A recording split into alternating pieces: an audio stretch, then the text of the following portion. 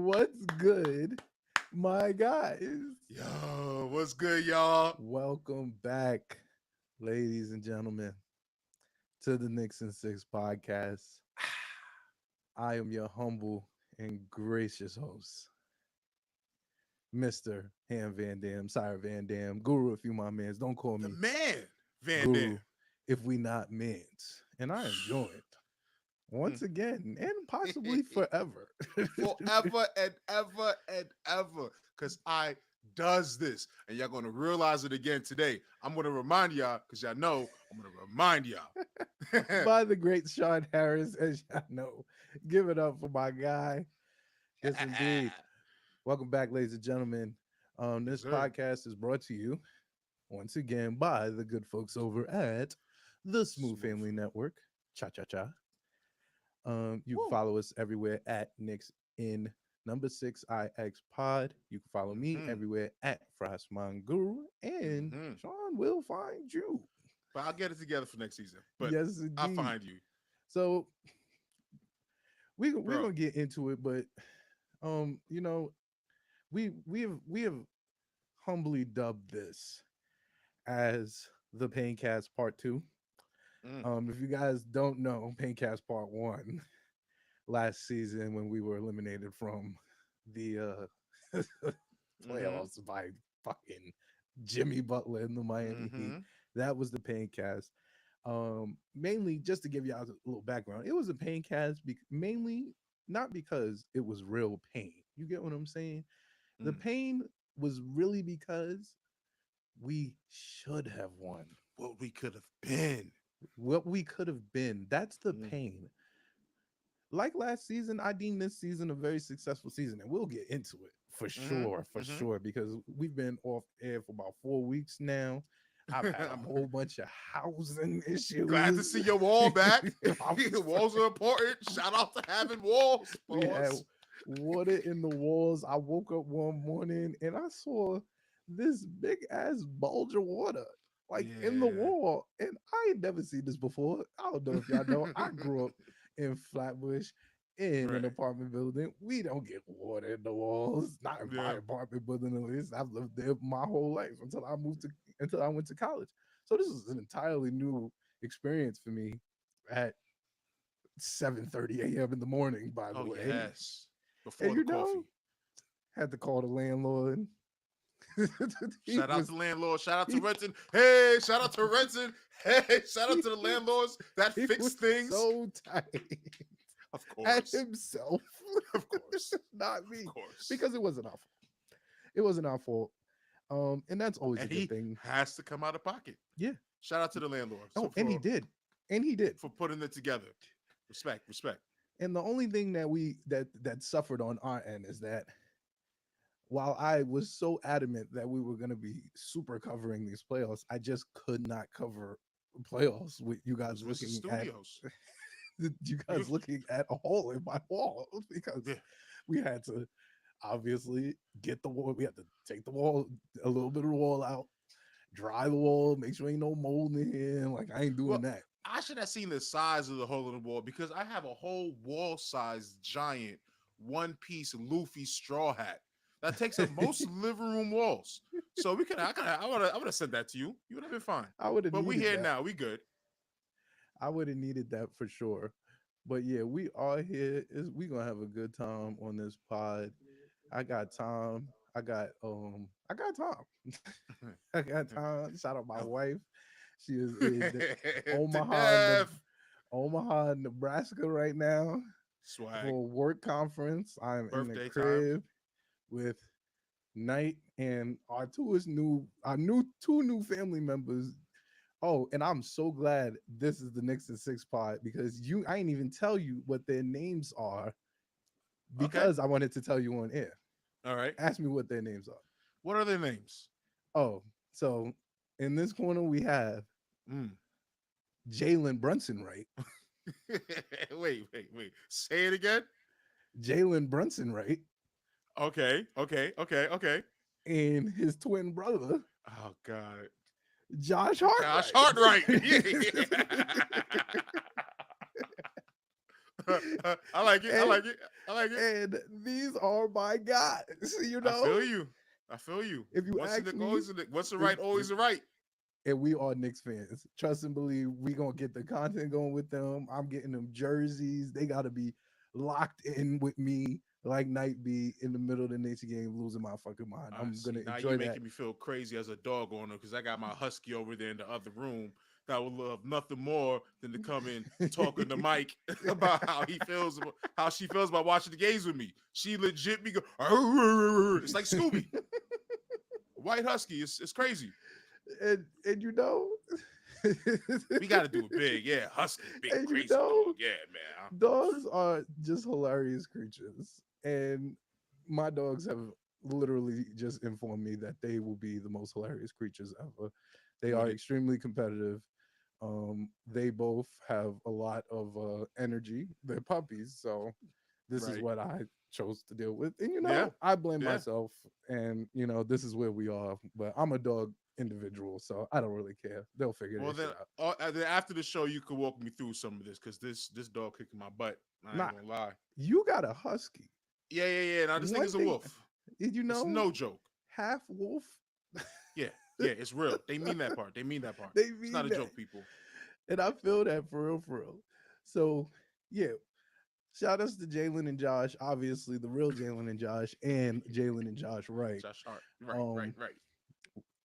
and we gonna fucking do this. We gonna do this damn thing. All right, let's start it off, man. I'm ready to talk Knicks, man. It's been Yes. too long. It's been too long. All right, so I want to start it off by wrapping up very, very quickly the fact that we absolutely smoked these bum ass niggas, the Sixers, and I am so ecstatic, so ecstatic.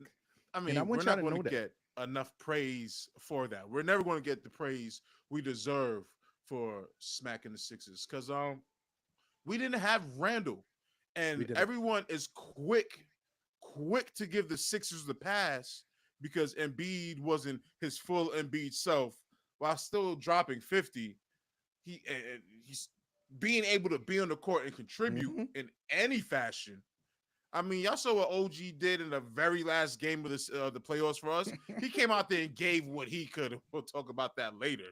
Yes. But we couldn't even get that, and it's just so flagrantly dismissed what we have. It's at the point that when we mention injuries, it's a Mm-hmm. cop out, which is just filled with hate, ain't it? Like, how can that It be a just thing? it's literally hate. Oh, It's literally hate. And I want to just put that out there. It is literally hate. That's what it's hate blatant hate. is. It's almost an ism. It's almost an Yeah, is like you're Nixist. That's it's nasty. that's what it feels like.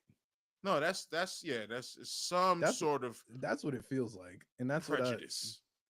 that's I will say that is what it feels like for sure.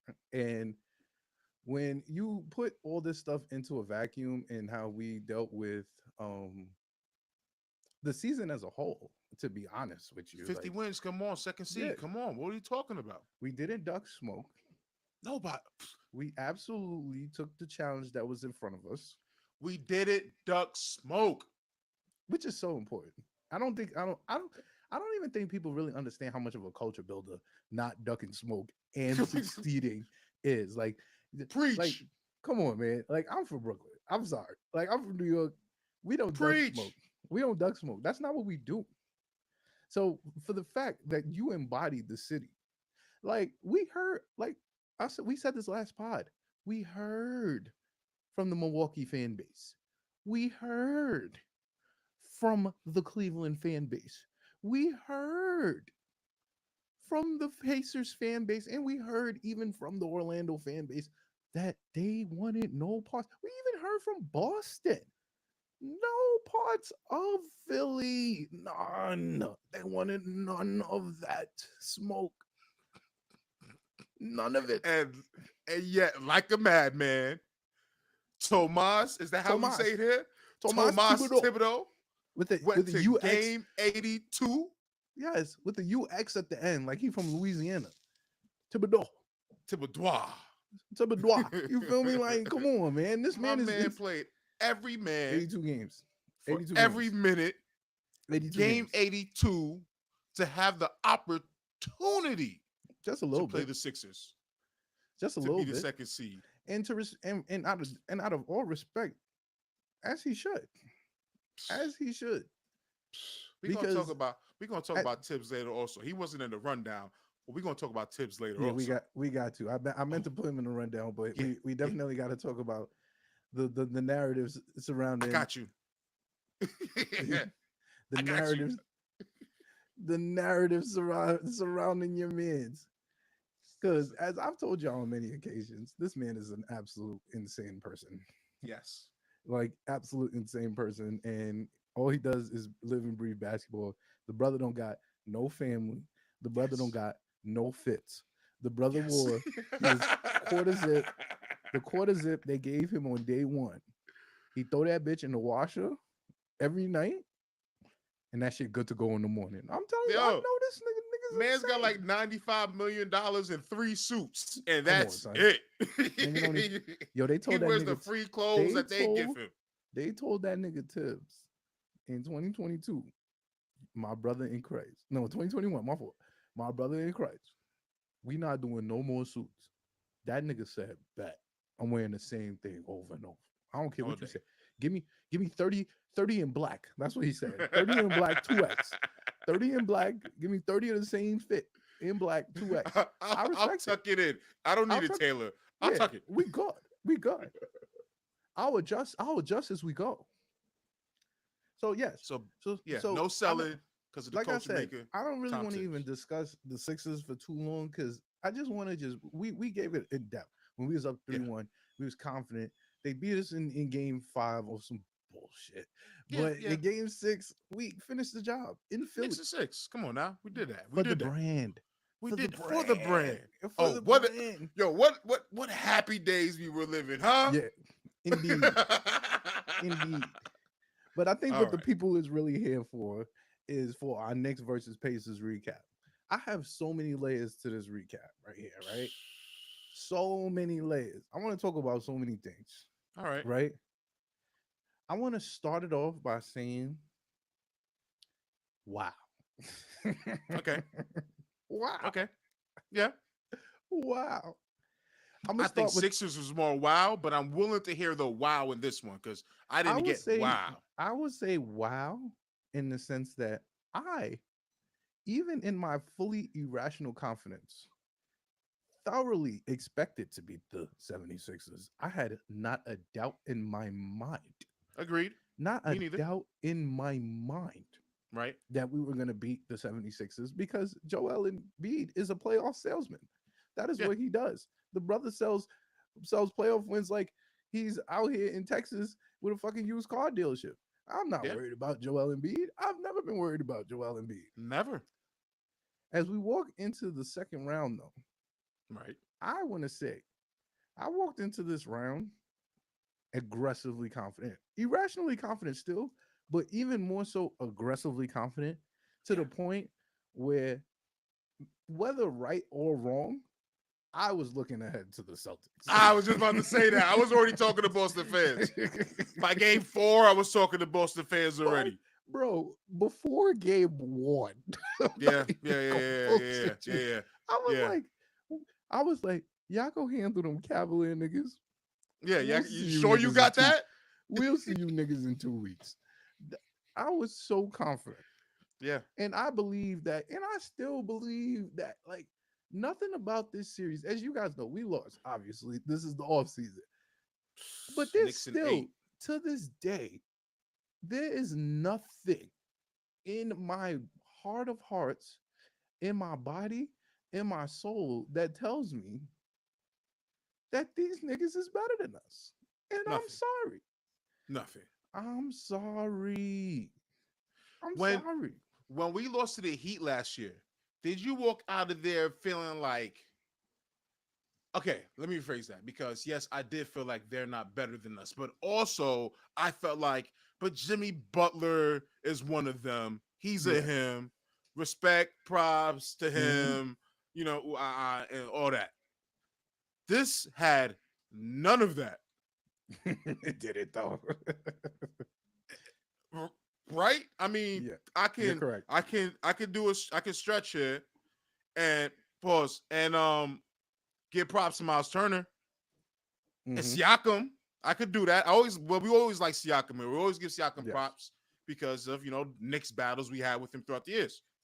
But even that's kind of a stretch. The whole thing is a stretch. Giving them props feels like a stretch because in no way, shape, or form that they look or really feel like a better team. They just they were just lucky. they were. I'm not gonna lie to you, and let's just get into the shits. I didn't think I was still annoyed by The this. the Pacers, the Pacers, they did nothing to me. They did nothing to me. I literally watch. I will give them this, right. The only game I felt we should have won that we lost was game 3. Of course. Was game 3. Right. I will give them game 4. Yeah. I will give them game 6. I will even give them game 7. That's fine. We Just won due by to 5. the everything that was happening. Like Yeah. in terms of like injuries and like niggas is breaking down. That Yeah. we limped to the finish line. Like let's Yeah. be fucking for real. It's great that we didn't have to play Boston right The now. only game that I felt actually upset about was game 3. And Yeah. to be even honest with you, I wasn't even that mad. No. Cause like, all right. Like, I I don't even don't want to look get to at it game as 3. the Hail Mary that everybody else looks at it as. I look like he took a deep shot and he wasn't doing much for the whole game, but there was still a little Bro. time. We lost the lead we shouldn't have All right. lost. I We have to were give up. context. I have to give context. All right. So yeah, let's start from game 1. All right. So game 1, game 1, I knew Jalen Brunson was gonna be him. And Bold take. and Bold take there, buddy. if, wow, Yeah. what a surprising fact. He was him.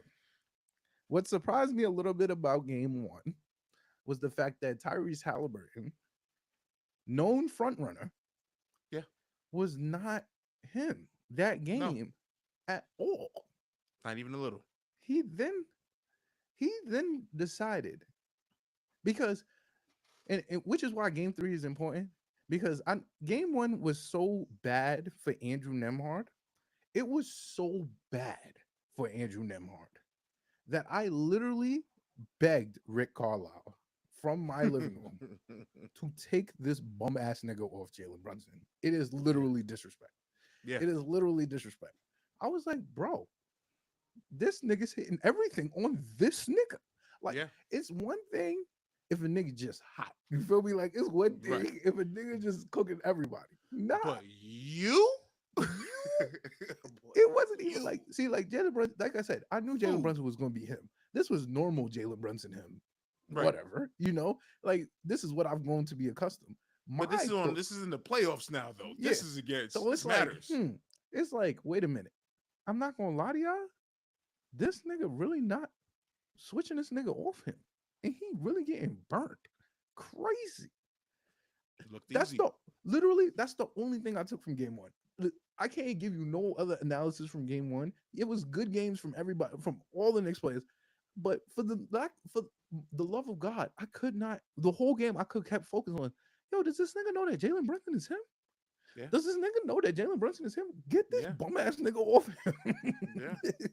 Put a better nigga on him. So me personally, I was like, why is the Neesmith nigga not going to him? Why is Ty Halliburton not being like, wait a minute, this nigga is not cooking me? This nigga Halliburton absolutely sold game 1. I think Absolutely we were sold. all watching that game like, yo, put TJ back in. He gave y'all punches. Yeah.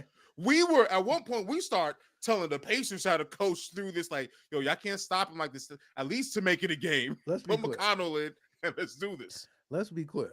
TJ McConnell is a noted Knicks killer. Noted. He is a noted Knicks killer. I can't lie to you. I've seen TJ McConnell in his career cook us so many times. I wasn't even surprised. Like, I'm not even gonna lie to you. It's like that nigga only dice against us. I'm Yeah. sorry. It's There's always crazy to been me. lists of players that nobody else would think of, but they But are just killers to but us and throughout the that's years. real, and that's so real, right? But TJ Bacano is like top three, legitimately. Like Mm. I can't even get you. Like I can think of niggas that really killed the Knicks, and the first nigga that come to my mind always is TJ McConnell. I'm like, yo, why is this little white boy running on the court, pulling, and all his shots look nasty. He look nasty. He's I hear you. faded. He in the air for 5 seconds. Like he got bungees. He Right. releasing before he hit the ground. And I'm like, bro, is this nigga an all-star? That's what I Yeah. kept saying to myself. I'm like, bro, he's coming off the bench. He reminded me of the days of the Kemba Walker, John Wall, Washington, Bobcat, when we were losing the teams that nobody in any point in Yep. history should be He's losing to. losing too. Yep. And it was just because of these point guards that are just cooking us up. Yeah. And I yeah, it's that's it's something to get cooked by a backup point guard. I won't lie to you. yeah, You yeah. you feel different. It's So nasty. for game one to be TJ McConnell was absolutely flaming us. I mean, like, I think the brother had like 13 and 10 by like And they stopped midway him. through the third quarter, and they just took them out, Yeah, which was just bad coaching. yeah. Which is just bad coaching. I want I want to The talk press about conferences were also yeah, I bad want to talk coaching. about Ricky Carlisle. Ricky Carlisle absolutely was just the nastiest nigga this whole series. I'm not gonna lie to you. I had a lot of respect for Ricky Carlisle before this series. I had a lot of respect for Ricky Carlisle. Like I was never a fan of Nick South, never a fan of Nick South, but Mm, I did have a lot of respect for Rick Carlisle because I used to be like, yo, I seen that nigga right. will his niggas Yeah. over Braun and Wade and Bosh. You earn something when you do some shit like that, bro. Niggas can't really talk to you too crazy if you do some shit Wasn't he like that. sick at one point in time? Yeah, like Ricky. And then he came back like I felt like we went through with Carlisle. He got a place in our heart, like Paul George. I Yeah, would never like Paul George where y'all love Paul George, but he had a serious injury. He came back, and it's like that yeah, injury's never happened. So yeah, therefore, he got a special place with, and that's where yeah.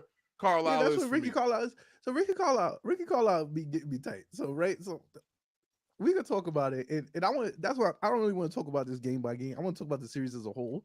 So General, that yes, yeah, so like Ricky Carlisle really took his time and effort to try to like sway the media. And that was so nasty with his small yes, market team take. And I thought that yes. was the nastiest take I've ever seen. Mainly because if you are a Knicks fan, could you imagine any team, any team talking about we're getting an unfair advantage? We're getting an unfair advantage? I couldn't believe it. Like it was more We so can't get disbelief. nobody on our side. We can't it get was refs, it was announcers. more so disbelief for me when the nigga said it because I couldn't believe that. Like I was like, this is so blatantly an effort to get the media on your side and the refs on Yeah, your side. It's kind of nasty. Like that you he get should what have I'm been saying? fined bigger than he Yeah, was like fined. Like bro, you should have like lost a pick for that also. Like, come on. that's like doing the money sign. Like when Rudy Gobert did the money sign. Like bro, get that man, find that nigga 100K. What's wrong with you, bro? This is the integrity of the game. You talk about the Knicks, Right. bro.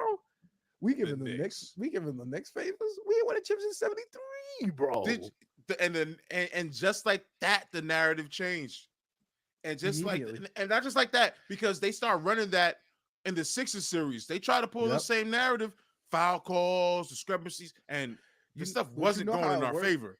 You know the difference between the Sixers series and the Pacers series is though the reality is that no matter what Knicks fans say, the overall opinion is that the best player in the series, like overall, obviously it was Jalen Brunson, but overall Mm, is like in their minds is Joel Embiid.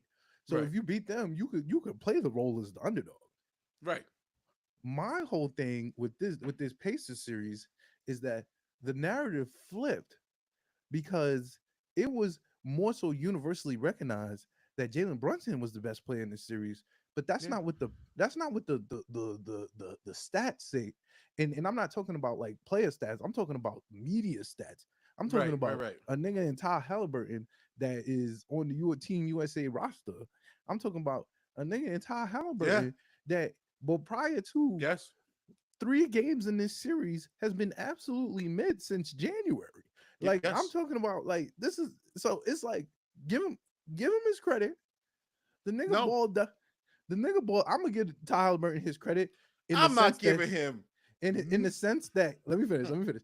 I'm I gonna know, I give know, Ty I know. Halliburton his credit in the sense that if they needed him to not be mid and he was not mid, that's the credit I'm giving him. Fine, That's like that's it fine, though. That's fine. it though. Okay, They needed him that to still be feels like a lot, but they yeah, needed him to be because there's so many other variables. Like that's why you have to talk about this thing in its totality. You can't just give game by game because there's so many different things. So you could give Halliburton his flowers in the sense that yo niggas said you are good enough to not be mid.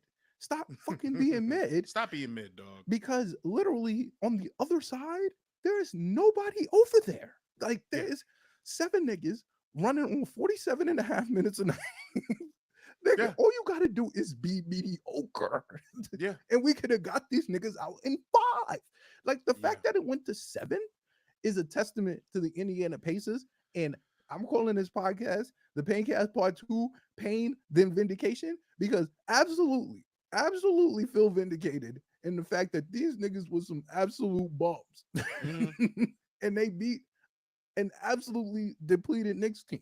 They Yeah, beat an absolutely depleted Knicks barely. team, and it showed when they went and got absolutely smoked by the Celtics in games that they had the lead 3 of the 4 times in the Yeah, fourth quarter. In yeah. the last 2 minutes of the game, they had the lead 3 of the 4 times, and they absolutely sold 3 of the 4 times. I'm not Joke, joke, joke. so that's all that to say. Ricky Carlisle, one, you're absolutely as nasty for putting that narrative into the atmosphere.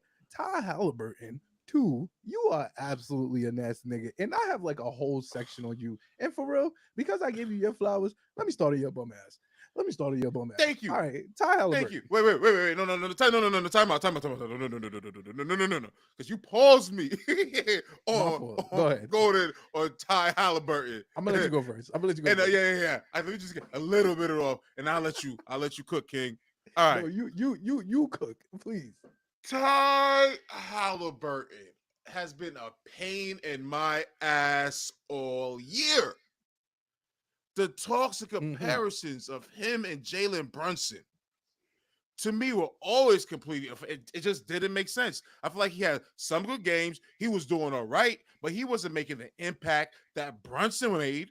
Once Mm-hmm. again, we're here talking about the New York Knicks. We're on the Knicks pod right now. This Yes. pod became a thing because of Brunson.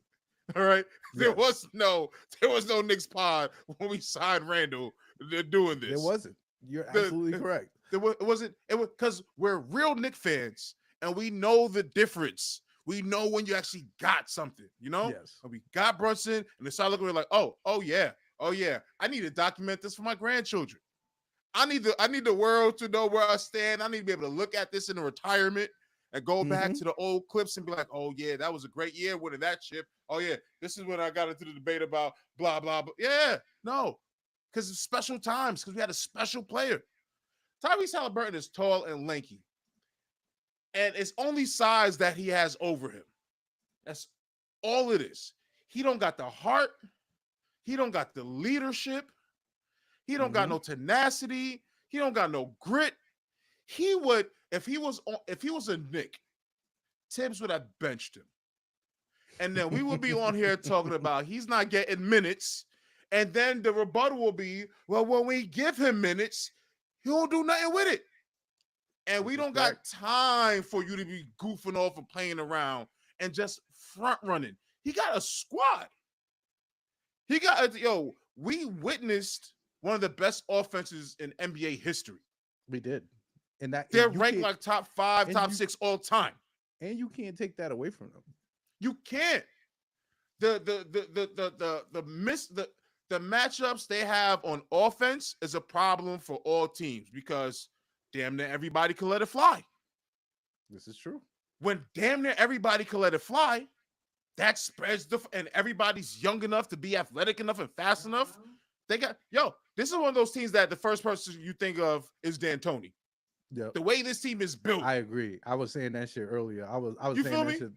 Yo, like, where is Mr. Pringle can at? Like, where's the Pringle man at? He would have these niggas scoring 190, What? 200. Come I'm not even on, gonna lie. Carlisle.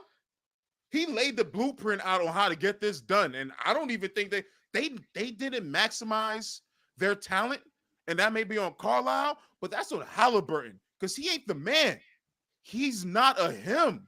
And all year, y'all was trying to force him to that status, and then we get to the playoffs, and he's a bum. He's a bum against Jalen Brunson.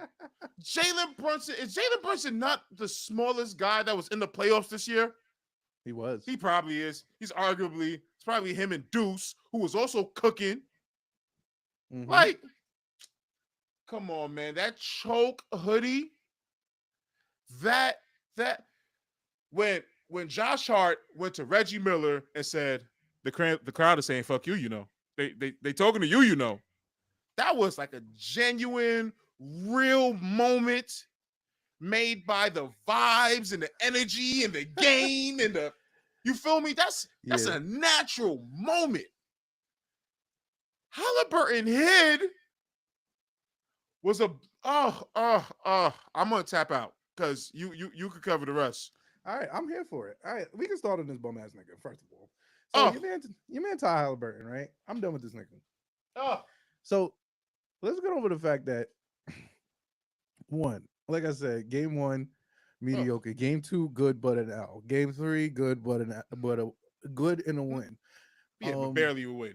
Barely a win. Game four, decent but a win. Game five, some fucking mid. Game six, decent and a win. Game seven, decent and a win. Um, so No OG my locking you up. so No Mitchell Robinson blocking the paint. I'm sorry, so God.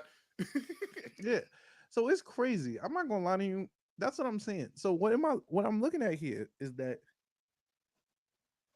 you're good when you're good, and when you're bad, you're literally not able to do anything.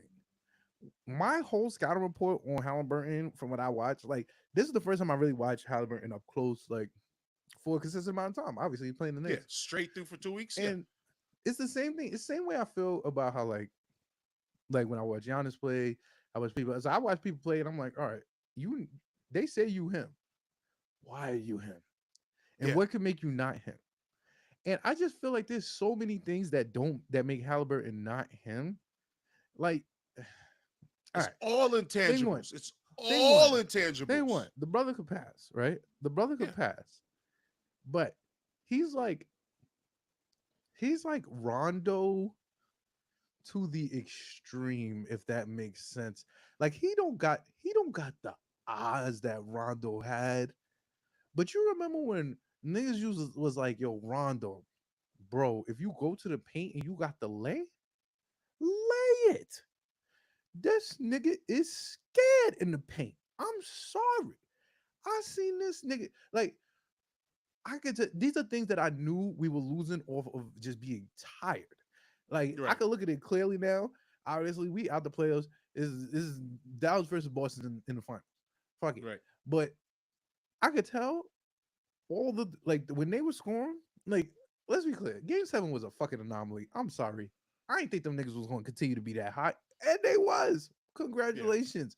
Yeah. But for lack of a better term, Ty Halliburton is not really this nigga, bro. Like he's not the nigga you think he is. He getting Come on. passes. Like I'm gonna give Pascal Siakam all his flowers for this series Yeah. because Yeah. Yeah. Pascal Siakam was the Good best job. player in this series. Good job. Pascal Siakam, rightfully so, was getting cooked by OG in game one and game two. As soon Yes. as OG went down, that nigga went Yes. to work. That nigga Yes. went to work. And Which as is fair. hello, we're What can you trying do to about that? win. We're trying Yeah. to win. Give you your flowers, King. I understand. Listen, the only brother on that court, like you give Pascal Siakam his problem. He's the second best player on the championship team. He's the Yeah. second best player on the championship team. He acted Nigga, like a champion on that court. yeah, go do what the fuck you do. And Yeah. rightfully so, he did what the fuck he do. Yeah. He saw that.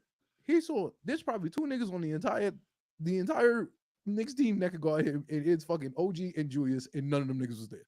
And he Facts. said, Facts. he said, okay, I'm gonna cook these niggas. The reality is that if you know ball, and I hate saying this shit, but like if you know ball, you really understand that the gravity that we was paying attention to, and I know Tibbs' scouting report was that honestly and truly, nigga, we gotta stop Pascal. Yeah. We Yeah. gotta stop Pascal. This nigga gonna get 20 points in the first quarter. They gonna keep passing this nigga. We was throwing post. everything at him too. We was doing And desperation I move. We threw an and injured Josh I Hart at him. We was doing all. and I will stand on business with saying that Ty Halliburton was a direct beneficiary of that. Them Yeah. threes he was pulling, the nigga Yeah. was open. The nigga was throwing to the corner because they was open. Because this nigga Pascal was absolutely cooking us. Because Yes. who could guard him? They had Josh Hart. Josh Hart 6'5" on his Yeah. 6'10" nigga. That's the second best player on the championship team before. Like, Yeah. I love Josh. Niggas know I love y'all know I love Josh Hart. Of course. Always and forever. But a tired Josh Hart, we ain't even really get into the fact that game 6, the nigga played 5 minutes. He played 5 minutes Did what he could. and did what he could. So you got a broke down Josh Hart trying to guard an all-star Yeah. that has won a championship before. This is not like Trey Young, Rayford, and the nigga ain't never done nothing before. We ain't seen what Pascal do. Give Pascal his credit. I'm glad you said that just now. Real quick, shout out to Halliburton for giving us a new villain because we needed a real villain. And the Trey hate was over the top. And even right after it happened, we admitted that it was over the top. The funny thing Thank about you the for the giving funny us a thing real about one. the difference, and I want to talk about the funny thing about the difference between Trey Young and Halliburton is that, for lack of a better term, you gotta give Trey Young his prop. That nigga Yeah. wanted to be the villain, and he embraced Yeah. that shit from game one. From Yes. game one. Yes. And I'm gonna talk shit to you niggas. I'm gonna cook you niggas while we paying Yeah. them. This nigga Tyler and Like that. to wrap up this Tyler Halliburton shit, the nigga's a front runner, bro. Ain't nothing worse I hate than a nigga He's a that talks bird. shit when he up 15, bro. He a bird. It's a reason why I love Ant-Man. It's a Yeah. reason why I love some of these young cats that is really about this, bro. I don't give a shit what you on, nigga. If we down 10, we still trying to cook you and fuck you Yeah. still, nigga. This nigga Halliburton, he want to do shit like he want to talk shit. He calling Deuce too small, 20, but then when Deuce turn Yeah. around, this nigga don't got nothing to say to Deuce. Like, Yeah. bro, if you gonna be tough, if you want to be the villain, bro, be the villain, bro. Because the one thing I tell niggas, I tell everybody this all the time. Me personally, I don't hate Trey Young. I don't hate Trey Young at all. I Not at actually all. have a lot of respect for the fact Mad that respect for Trey Young. he walked into the garden and he showed niggas what's up, bro. This is what Every we do. time too. We from New York, bro. One thing we gonna respect is if you gonna come and you gonna show. If you show and you prove, what we gonna say? What we Say gonna it with say? your chest, bro. Say it with your chest. If you gonna be a tough guy, be a tough guy from game Yeah. 1, minute 1. Mm-hmm. One thing, Jimmy, you give Jimmy all the slack in the world. Jimmy ain't Jimmy was talking shit. He out the playoffs. He's still Yeah. talking shit. Fuck He's you still niggas. talking. You feel me? Like I feel that. Listen, I'm a. This is what I call it. Like I tell people, I'm a hater. Like I am a strong proponent of being a hater. Like sometimes you just gotta know something you don't like and be like, fuck that shit, bro. Right. Like fuck that. You don't even really need no reason. Like shout out to Kendrick. Kendrick didn't need no real reason to hate Drake, bro. Yeah. He just woke up one morning and was like, fuck that nigga, bro. Respectfully. Yeah. Like honestly, It's just cringeworthy, I guess. you feel me? So if you gonna be Ty Halliburton and you gonna try to if one thing I hate is when niggas want to try to make their name in the garden, bro. Like, come on, bro. Yeah. Come on, bro. You not They him. come for the Knicks, you know. They come for the they could be on one leg and they'll find the way in the garden for the Knicks. I can't even lie to you, bro. Ty Halliburton is the worst villain we had so far. He's the worst. You see what I'm saying? He's the most hateable villain we've He's had. so hateable. He's basically Rudy Gobert at the point guard position. He's basically Rudy. I'm so serious. Bro. I don't. Bro, you hate Gobert on the level you hate Halliburton? No, bro. I'm saying that he's basically Gobert at the point guard position. Oh, people okay. hate. Yeah. Okay, I get it. Yeah. like people really hate Rudy. Yeah, Like no one wants to admit this, right? But I promise you, I promise you, this is what I believe. this is not People controversial at all. people really hate Rudy I don't like because him. honestly and truly, that nigga just got a punchable face, bro. Like you just want to smack that. There's something soft about it. Yeah, How like you the yo, first to get you COVID, bro? Like, you chill look out. at you look at this nigga and you like, come on, son. Like this nigga, like come on, this Yeah, is the yeah, nigga. yeah. And that's how I That's a feel about factor. Halliburton. I feel like yo, I look at this nigga, I'm like I'm only mad because we lost to this nigga. Because I'm like, this nigga, bro. Like, Him. come on, bro. But look what it took to lose to him. And I'm okay with that. I At think this point, what is that? Our entire starting lineup was out by the end of the fourth quarter due to bro, injury. Like come our on, son. Come on, son. Dante DiVincenzo was making it a game. My nigga him Vincenzo. Yeah. Boo! My nigga Dante. Dante had a terrible Philly He had a series. terrible playoffs. He had a He terrible had a Philly series. For to come back. No, he had a great Indiana series. I'm gonna give him his props. He was on Halliburton at because you know what? What I respect about Dante is that Dante oh is saying the same shit I'm saying, bro. He like, bro, are yeah. you for Who real? you? No, yeah. He was at it with them a couple of times. He was like, yo, are you for Turning real? two. Yep. Because bro, and I say this like my cogent basketball analysis is literally if you look at the games, they read the offense through Pascal Siakam. They read the offense through Pascal Siakam, and Ty Halliburton was basically JJ Redick. Give him credit. The yeah, brother hit his shots. He hit the yeah, shots. yeah, You going to make a mislead. You gonna hit them shits. I did not think they would be as hot as they was. They stayed yeah. hot. Congratulations, Halliburton was a decoy point guard throughout the whole playoffs. bro. And I and something, and I'm telling you, Ricky Carlisle is not stupid, bro. This nigga would have chip with Dirk. He knows how to do this shit, bro. It's not like he's not like somebody that's an idiot. I'm Right. telling you, he saw that OG had this nigga Ty Halliburton in Alcatraz. Then when OG went out, Deuce had this nigga Ty Halliburton in Alcatraz. And he was like, bro, I gotta run this nigga off screens. Let's just run the offense through Pascal. Like legitimately. And congratulations. That is a smart way to beat the Knicks. I will yeah. give credit. That was a smart way. We With don't got no power forwards. with no Randall, with no Mitch, with no anybody. Literally, Yeah. Yeah. I tell you, bro, our first and our second best option to defend Pascal Siakam was OG Anunoby number one, Yeah. and then Julius Randle number Julius two. Randall. We had Yeah. neither of them. We had to resort to Isaiah Hartenstein guarding Yeah. him, which wasn't terrible, but not a great OG. idea, OG's the third option, and it was working until he got injured. And then we bro. went to the fourth option. Like, look how deep Precious had moments. We are like, yeah, Yeah, Precious. it's Like, like, bro, I'm letting you know. At any point in time when Precious and Jewel was playing in the playoffs, you knew he was down to our last barrels. And I love Precious. You yeah, know we are a Precious yeah, stand yeah, podcast. We yeah, support yeah, Precious. He's from the Bronx. yeah. But at any point in Once in a time, always in it. yeah, you feel me? Like if any point in time we lost Bogdanovich to a fucking foot contusion, the nigga landed, nigga Batum dove on him, bro. It's like, come on, bro. We at some point in time, I got over the point. Like after game two, when we lost OG to the Hammy, I was like, yeah, this is not the year. This is not the year. And I was okay with whatever result that came after game two. And that's just me being real with y'all. Mm. Like after game two, when OG pulled his hammy, I said, yo, this is crazy, bro. Yeah, Like, this yeah, is yeah. crazy. And to be fair, my rational confidence peaked once again when we went up 3-2. But then in game six, you man, Josh Hart got Hard. fucking smoked, bro. I'm like, oh, this is That's it. This when is he it, bro. strained his core. I'm like, this man Come on, gave son. every Core bit injury. of what he had, and Core that's injury. it. That's 3 weeks, bro. The nigga came back in 2 days trying to play. It played Yeah, 40 minutes, bro. Come yeah. on, son. Come on, son. At some point in time, we gotta get like at some point in time, I'm a realist Knicks fan. I have irrational confidence, and I will let you guys know when I have irrational confidence. But at some point in time, I got to the point I'm like, bro, the healthiest team wins the chip. We are nowhere near healthy, Yeah. nowhere near healthy, and we still had a shot. What I does don't know that why tell that's you not. for next year?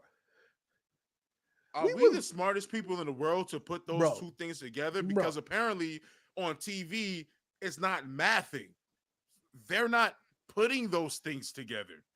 they're still looking at it as a team that lost in the second round after only winning one more game than they won last year. which is That's crazy. the narrative that I'm getting from people, which, I And, mean, and respectfully, talk about and, how numbers lie. and respectfully, people don't know ball, and that's a sad realization, and that's just the realization where we are sometimes. But people don't know ball, and and like, bro, it's it's really Yeah, crazy because I've been arguing for about a month. I've been yeah. back and forth. I told myself I wasn't gonna argue with niggas on social media about this because I just felt like if you walked in, like, I obviously when did we good for lost the 3 series, days. obviously when we lost the series, right?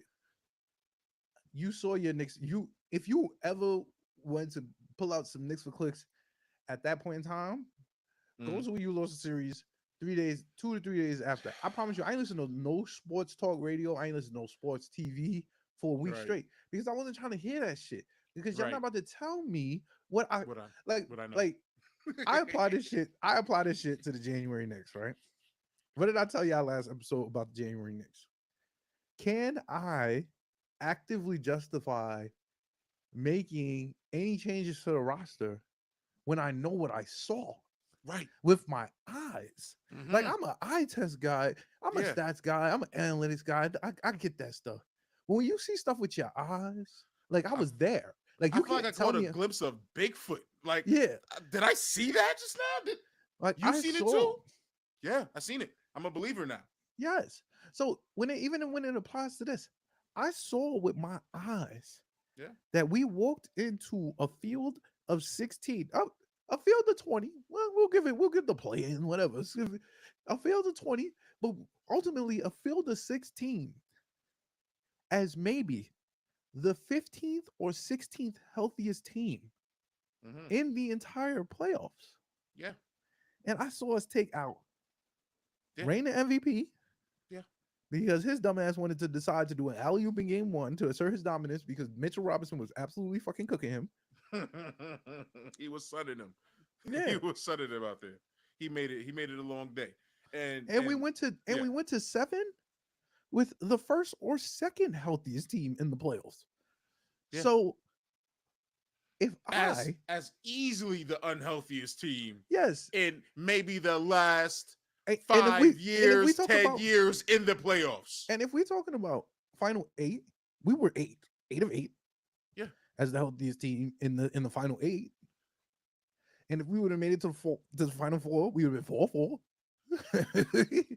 Like there's I no, I can't think of a team that was more unhealthy, that was unhealthier than we were, that were in the playoffs, that walked in that unhealthy, got progressively more injured. You feel me? it's not like we And got then moved on. healthier. It's not like we got healthier throughout. Right. We got worse. We lost everybody. We literally walked into a playoffs. I remember our pre-playoff episode where I said, "Yo, if we can make it to the Eastern Conference Final, I'm good." And I remember specifically saying, "I said, OG, it's time to get you a bag, young blood. It's time to get you a bag. Fill the Julius role."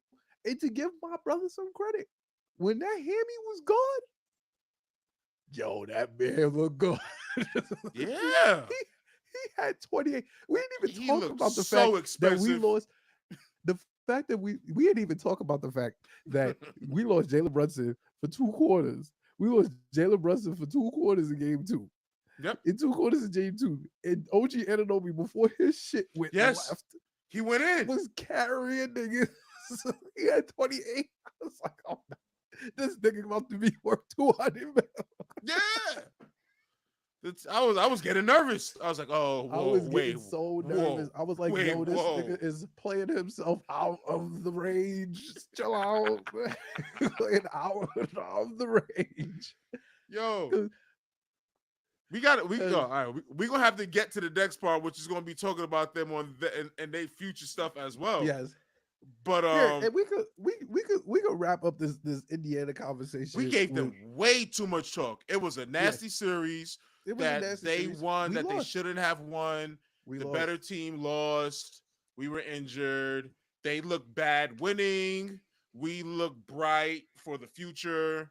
Yep. The hell with the Pacers. And fuck them niggas. We'll see them Yeah. niggas again. And then, hey, we, the funny thing Maybe if they is, make it, they the funny make thing it. the funny thing is that I feel in my heart of hearts that we were good. You know, like we were good. There's definitely things we're gonna talk about in the next section. I think we definitely got to. I'm okay with bringing the team back, but I think we definitely there's definitely some improvement we can make here to secure Ooh, the depth, the depth. yes. Because I feel like the main core is the main core, but we got to get some depth pieces in here. We got to do some But things. but yeah, that's neither here nor there. I just want to talk very, very briefly as we end this Pacers segment.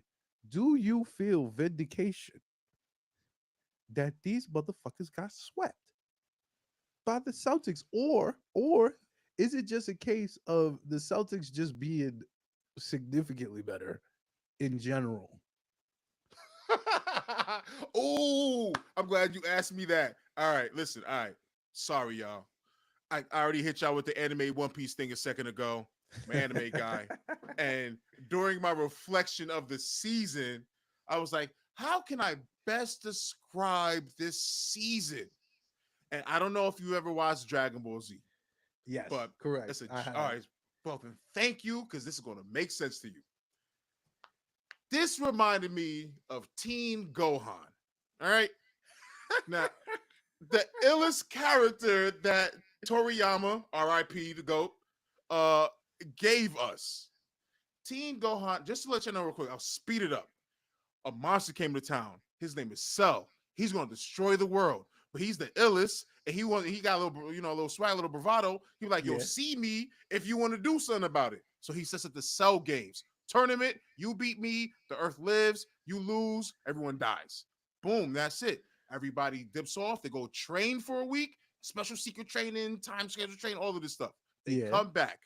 Goku, and we all know Goku because he's at the Macy's Day Parade. So yep, Goku goes first as like everyone's like, oh yeah, it's about to be over. And Goku's fighting Cell. And everybody's watching Goku fight Cell. And this is where we come in. Everybody's watching Goku fight Cell. And everybody's like, ooh, ah. They're moving so fast. Everything's so strong. I can't see them. I can't handle it. Oh, this is going crazy. And Gohan is just watching. You don't hear him saying a word. And then Goku says, I quit. And everybody's like, yo, what? And he's like, he goes up to Gohan. And he's like, Gohan, you're next. He's like, how am I going to beat them if you can't beat them? He's the best and all this stuff. He's like, listen, and pay attention. yeah. Listen, when you were watching us fight, was it difficult to keep up? Were you able to watch and follow everything that was happening? He said, yeah, because you wasn't at full strength or, dude. He said, no, I was giving it all I got. You think that way because you were comparing it to your own strength. And that's how I feel about us. Do I feel like the Celtics were a far superior team than the Mm. Pacers? I don't even think it matters because I don't think the Celtics was all that. I don't even know how to call the East except that I'm Gohan. If everybody else is great, then I'm on some secret stuff right now that's about to like really wow y'all because I didn't see anything impressive.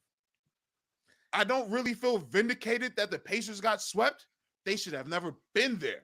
In the first place. I don't feel like the Celtics did anything special because the Pacers shouldn't have been there. And even more so, I feel so little about the Celtics that even if Jalen Brunson's hand was messed up, even with OG may not be able to come back until game 4, even if Josh Hart's strain is still straining, no Bogdan, no Randall, no Mitch. I'm getting exhausted saying all the players we don't have. Yeah. Dante was injured in game 7, still playing on the court while bringing us back into the game. And I still don't think we would have gotten swept with I all of that agree. going on. I We're not agree. taking one game. You can't sell me that. I So, agree. yeah, nah, bro. I'm not vindicated. I'm not impressed by anything I saw. It's just like, yo, the whole East is food next year because nobody in the East is set up to be as incredible as we're. Look, Leon's the GOAT. It's like Toriyama of all of this. There's nobody set up to do what we're about to do. I agree. And I don't think there's ever been. Like, this is unprecedented stuff. I agree. So this is my toxic take, right? So yes, I do feel vindicated in the sense, um, I feel vindicated in the sense that it just never like a lot of things of what you said. I feel vindicated in the sense that one, it never made sense that the Indiana Pacers were in the Eastern Conference Final. It's way too Right, early for them to be in the Eastern Conference Finals, in my personal opinion. right, Like that's just me. Like right.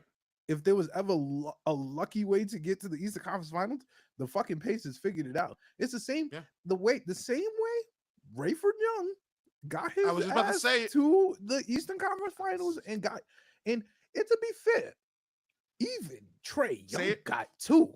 Yeah. Even he Yes. got two in the Eastern Early. Conference Final. Like, let's be clear, he got two off Giannis.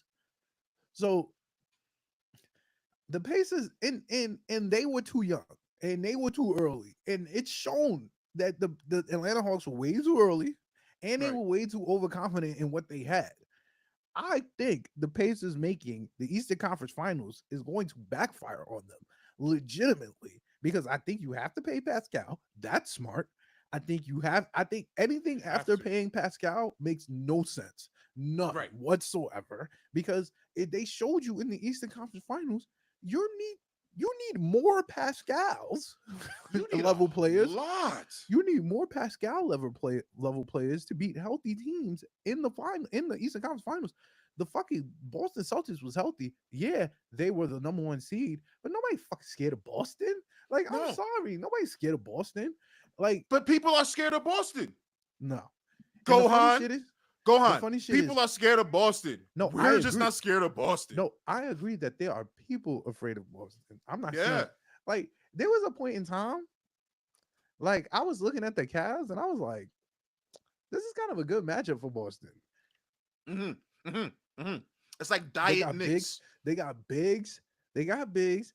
To give Cleveland, we shit on Cleveland all the time on this podcast, but to give Cleveland, give Evan Mobley, the Evan Mobley's the only Cav that I fucking like. Like, let's be Diet clear. Knicks. No, they're fine. They're fine. I just don't like the trade scenarios from Spider. I don't Yeah, hate the Cavs. Yeah, they're fine. yeah. So I look at I look at what Boston is. Boston has Tatum. Boston has Brown. Boston Right. has a good, like a very, very good starting five Yeah. and six man. Yeah. After this six man, it's curtains.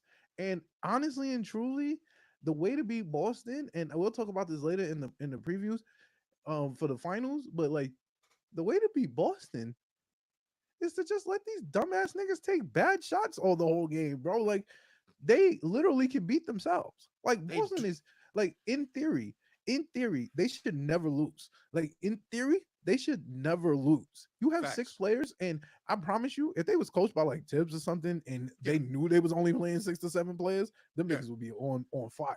Right. But like Boston should never lose. So the fact that you could not get the fact that the Pacers, to wrap this shit up, could not get one. And I said this earlier, they were up in the fourth quarter, in the final 2 minutes, 3 out of the 4 games, bro. Mm-hmm. That is crazy. And Ty Halliburton didn't play the last two, but he played the first two. It's I true. want you to know, I did not want to watch the Eastern Conference Final. I actually wanted to swear off of it. I tuned in I watched to the condensed version. last 2 minutes of game one, and I saw with my own eyes these dumbass niggas up five Mm. absolutely sell in the last 30 seconds of game one. And I was Yeah. like, this is a fucking sweep. You like And and I and I hate Boston. I hate to even give them any type of credit, but don't give them credit. Don't give them credit. And Pete, really and they have the truly, same tendency to do that. yes, they will give up the lead Yes. in the fourth quarter.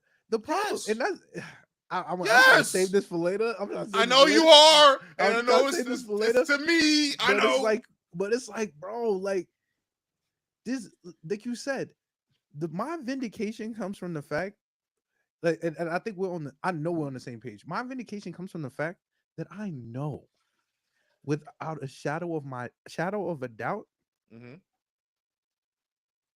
with the team we walked into the playoffs in, Yes. if they would have played Boston, we're Yes. in the finals, and I believe Thank you. that shit in my I believe that Thank shit you. in my heart of hearts Thank you.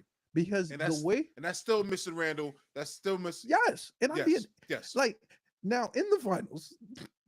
I don't know. I don't know how we would have done. Like Against I Luca, was, I I wouldn't want to play Luca and Kyrie. I wouldn't want to play them specifically. Like Yeah. just as Just watching it from those the other two side, specifically. like watching it from the other side, I watched them niggas beat like three straight teams that are better than them just off Right. straight will. Right. Like just And because we those two seen niggas are Luca. nice. We've experienced Luca magic in the garden, and we'll never Yeah, forget like Luca that magic in nigga the gave garden. us that nigga gave us what 65 or something. I was like, The final seconds of that game, the impossible comeback and the yeah, putback and the like I don't want to be that. fair, He, I love Luca like as an idea. Like I mhm. don't think I would ever want him on my team. I Like I love the way you love him. think. Thank you. I love him as an idea. You get what I'm Right, saying? right, Like right. I love you from afar. It's like Kyrie. I've yes, always been a fan for Kyrie. I never want him I on the Knicks. never want him on my team. Like Luca, Right, like when we was talking about like, we might get Luca. I'm like, I don't really want Luca. right, Like I enjoy watching Luca on somebody else's team. right. Like like I I feel can that way. enjoy the show, Like I feel that way about a lot of players. Like I feel of that way about a course. lot of players. Like I feel like that way about most of the players. That's why when they mention it to me, I'm so quick to be like, no. yeah, Here's all super. the Especially reasons when you're dealing why. with No. superstars. Yeah, Like especially when you're dealing with superstars. I don't think Luca would thrive in New York. Me personally, I I think don't think so either. and I think he has the personality for New York. I just don't think he would thrive. I think it would be like a mellow situation where like we would embrace him and we would like take him as our own, but it would be And like, then we'll chew him up and spit him out, and yeah, he'll be it's looking like, dejected by the end. Yeah, no, we don't need yeah, Luca. I Yeah, don't, Luca's and gonna I be wouldn't another even, KP situation. yeah, and that's neither here nor there. But moving on. All right, so we're in the off season, y'all. We in the off season. Sadly, but this wasn't our year. This wasn't our year. I'm a little sad. We've spoken about this in depth throughout the year about how we walked into and I'm gonna keep referencing post January Mm-hmm. with like not enough information on how we should have because let's be clear, I didn't hate the trade deadline, and we didn't even talk about in the Indiana series how that was an Alec Burke legacy series. Like Oh, we we'll ain't give even him really props to give this moment. we ain't We'll give even him props during this. so like I look at these things, right? I look at the fact that we walk into the off season, so we got a whole bunch of shit we got to deal with now. Like we got a what I got here is I got a list of injuries we've done dealt with. So we had Mitch out since game 4. Mm-hmm. We had OG to Hammy out since game 3. We had Brunson broke his hand in the final game, game 7. Mm-hmm.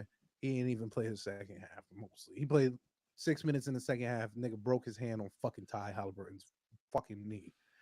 Yep. Shit blew minds.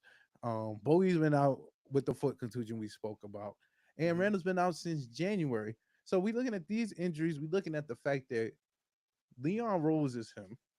I'm gonna Mm-hmm. give my brother credit.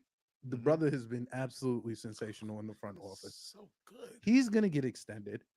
Yeah. Worldwide West is gonna get extended, and Tibbs is gonna get extended. If you Yeah. feel any way about any of those three getting extended, I'm letting you know right now. I'm sorry, it's happening. I don't even You're know what just to wrong. tell you. Yeah. You're just it's happening. Like Yeah. you just gonna have to get over that as an individual. I've already gotten over the fact that I'm at least getting Tibbs for 3 more years. Like Yo.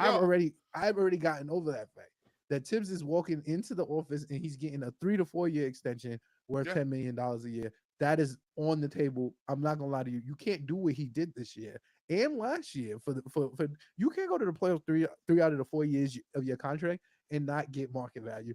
Market Right. value right now is 10 million a 14. year for the Yeah. coach. Yeah. So Tibbs is getting his money. Leon Rose is getting his money. James Dolan is paying them. Though Yeah. the front office is set. The brain trust is in lockstep. That's the non-players, right? Right. So I would say our three most important people right now that are non-players, they're getting extensions, they're Okay. getting Yeah. locked Yeah. up, Yeah. Yeah. they're gonna be here for the foreseeable future. I don't know So when. I don't know when Tibbs is leaving. Y'all know how I feel about Tibbs. I think no, and Tibbs that's is going and to I be think New that's a York's I think Popovich. I think that's a real. I think that's on the table. I think that's Yeah. on the board. And, Win the chip and next year and see if he ever leaves.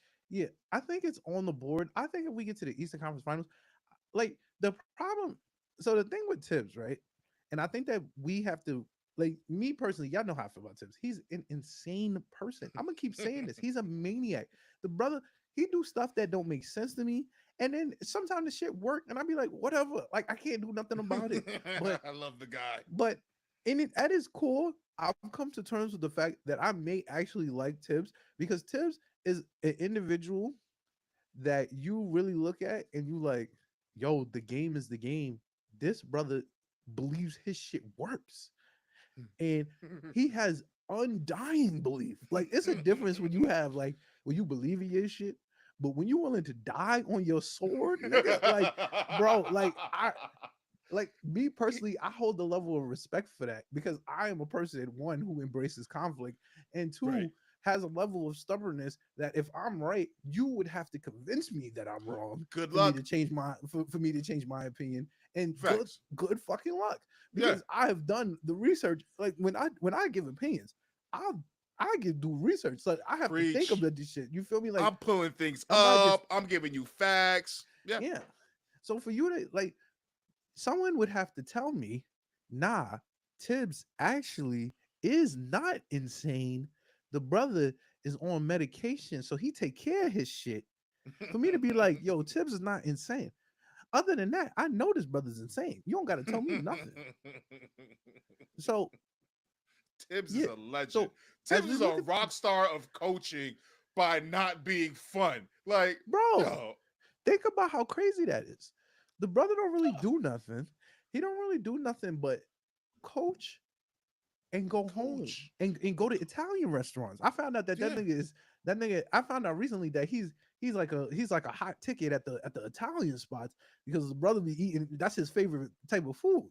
So Okay. all the good Italian spots, no tips. So that means Good. between his mama and between his mama, you feel me, in Boston, he called on Yeah. occasion, and his favorite Italian spot That's and it. probably fucking Leon Rose and Jalen Brunson. That's like his five. That's like you have speed dial and his eight Yeah, that's numbers it. on his phone. I think Yeah. he only get to like about 4 or 5. Like When you go up to your text messages, whatever, it's just yeah, those five it's people in it. those same niggas that he That's talking it. to. Like his last text from somebody else was probably like, "Yo, he probably wished somebody happy birthday, like Doc Rivers happy birthday or some shit Right.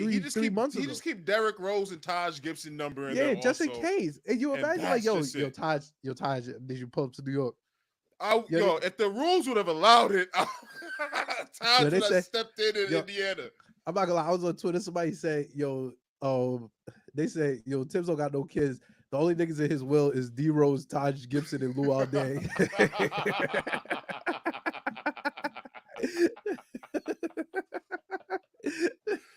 Facts.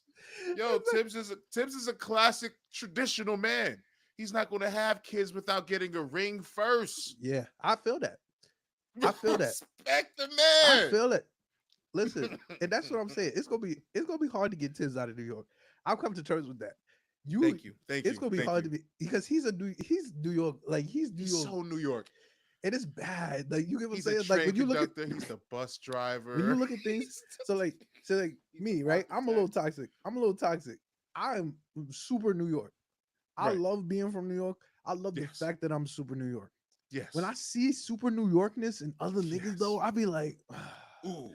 Yes. you know, Yeah. Yeah. sometimes it could be a, Bro. but the reality is that sometimes it could be a little off-putting, right? You look at a nigga, right? And he's out here and he's being super New York, and you like looking, he not smiling at you.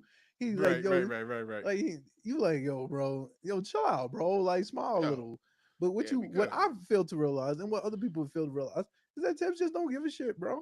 I don't give a fuck what you niggas talk about. And honestly, that's endearing. Like, bro, I don't give a fuck what none of you niggas talking about. Yo, Honestly. his comb over tells you Nasty work. he don't It's the care what nastiest y'all work. think. The crazy thing is that He rocks it. Tibbs 60, bro. He could Yo, legitimately get the schmaldy and no one would bother him. Bro, yo, he the fact that rocks the bro, comb over with and the such comb over confidence. and the comb over been in the bag. This what you not getting. That shit been in the bag since Chi Town. Since Yes. assistant coach on Boston. Bro, this Yeah, nigga is he had nasty. more dip on his chip back You then. feel He had me? more pep in Now his he just step, he in the and old he in the joint just combing his shit over. Yo, get the ways with the what's the blue stop. shit? The blue Come magic. on, Put the blue magic on his you shit. So you his think shit. Tibbs got time for blue magic? Tibbs is licking his palm and poof, let's go. Tibbs do not got time to play with being beautiful out there. Tibbs' Nah, mom is catching the him as he's walking nasty, out the tunnel. the Like, ah, nasty palm, the nasty palm lick slick back yeah, is ah, crazy. boom. Let's go to work. Let's And go the to whole work. team is like, yeah. So The let's talk. team feeds off of that. So let's talk about a little bit of the narratives that Tibbs is getting in this offseason. So we're looking at the fact that in during the playoffs, really, it was a running narrative. So like I've analyzed this narrative a little bit in a little bit more depth, right? Because I wouldn't say that I was a believer in this narrative, but I've heard it enough times to the point where it's like, all right, you can't ignore it.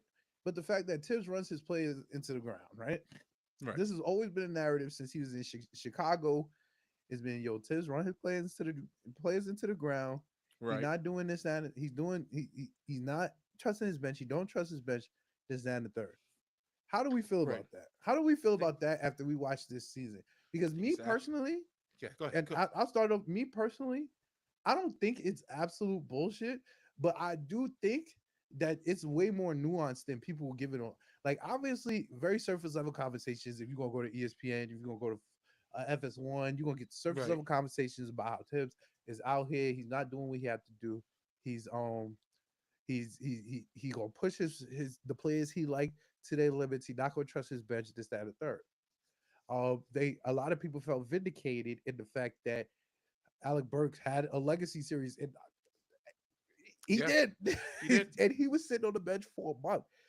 Yeah. What my counter argument to this, and what it always going to be, is that moving forward, because uh, Tibbs has to be my guy. I've seen this happen way too often. I've seen 3 out of 4 playoffs in my like I have not seen 3 out of 4 playoffs Right. in my Knicks fandom like since I was 7. I can't do this. So I have to respect that. So I look at the fact that this conversation is so nuanced in the fact that Sad truth. obviously you looking at this in the sense that he has to do this shit out of necessity. He has to Mm. do this shit out of necessity because the simple fact is that my brother in Christ, we don't got no niggas. That's first and foremost. I'm not putting Daquan Jeffries out there to guard fucking Pascal. I'm not doing That that. In the that should be middle a of the Knicks and clicks not for when the game itself. not when the games count, bro. Not when the Right. games count. Like the games count I always for Tibbs, but I'm I letting can't you know believe y'all was calling out for Shake Milton and that's Charlie crazy. Brown That's crazy. Jr. That's to appear crazy. in the playoffs. I'm not even gonna lie to you. I'm sorry.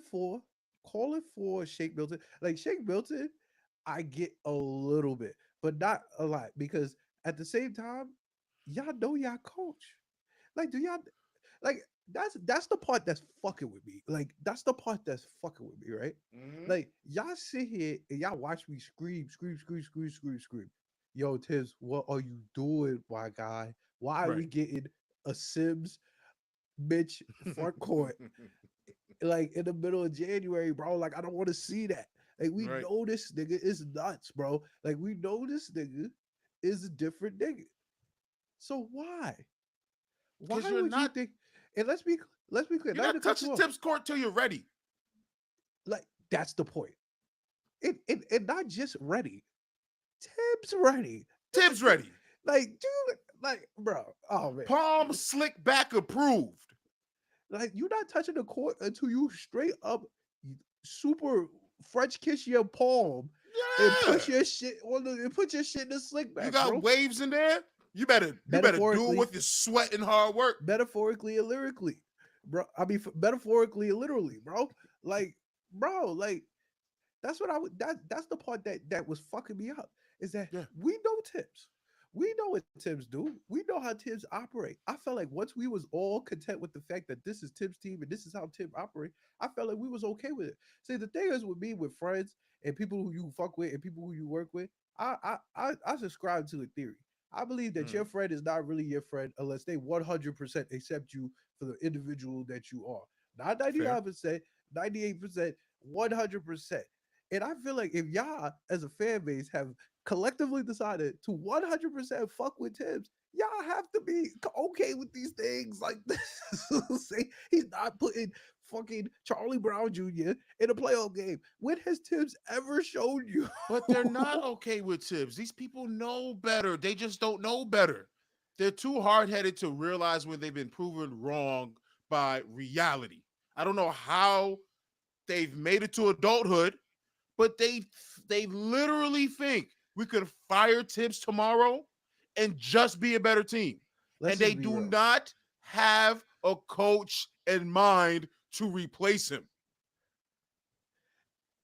Let's just be real. The That's main the nasty work. That's the nasty word. The problem with Tibbs, which at this point is not really a problem because I believe that we built the team around Tibbs, and now I can see the vision. Mhm. I think prior to January, anything Tibbs was doing was absolutely insane.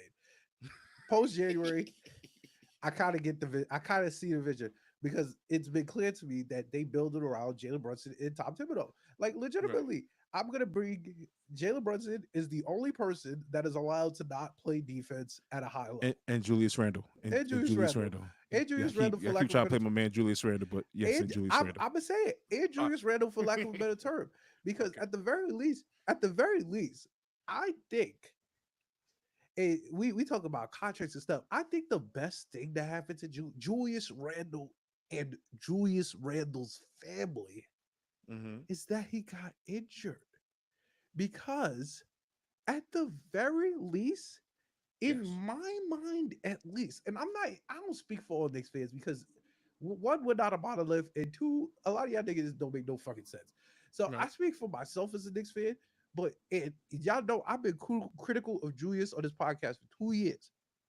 What I learned this season is that Julius Randle's value, at the very least to the Knicks, I'm not even going to talk about to the league, but to the Knicks, is very high. If it's not him, his play type, or even somebody like him, but the value, the idea, I like to use that word. The idea of Julius Randle That is a good name. is That is very high yeah. because number two scorer, he now knows, like he knows this is Jalen Brunson's team. He Yes. knows he's not an idiot, and I give him credit for that. He's not an idiot. He's Yeah. seen what this little nigga did.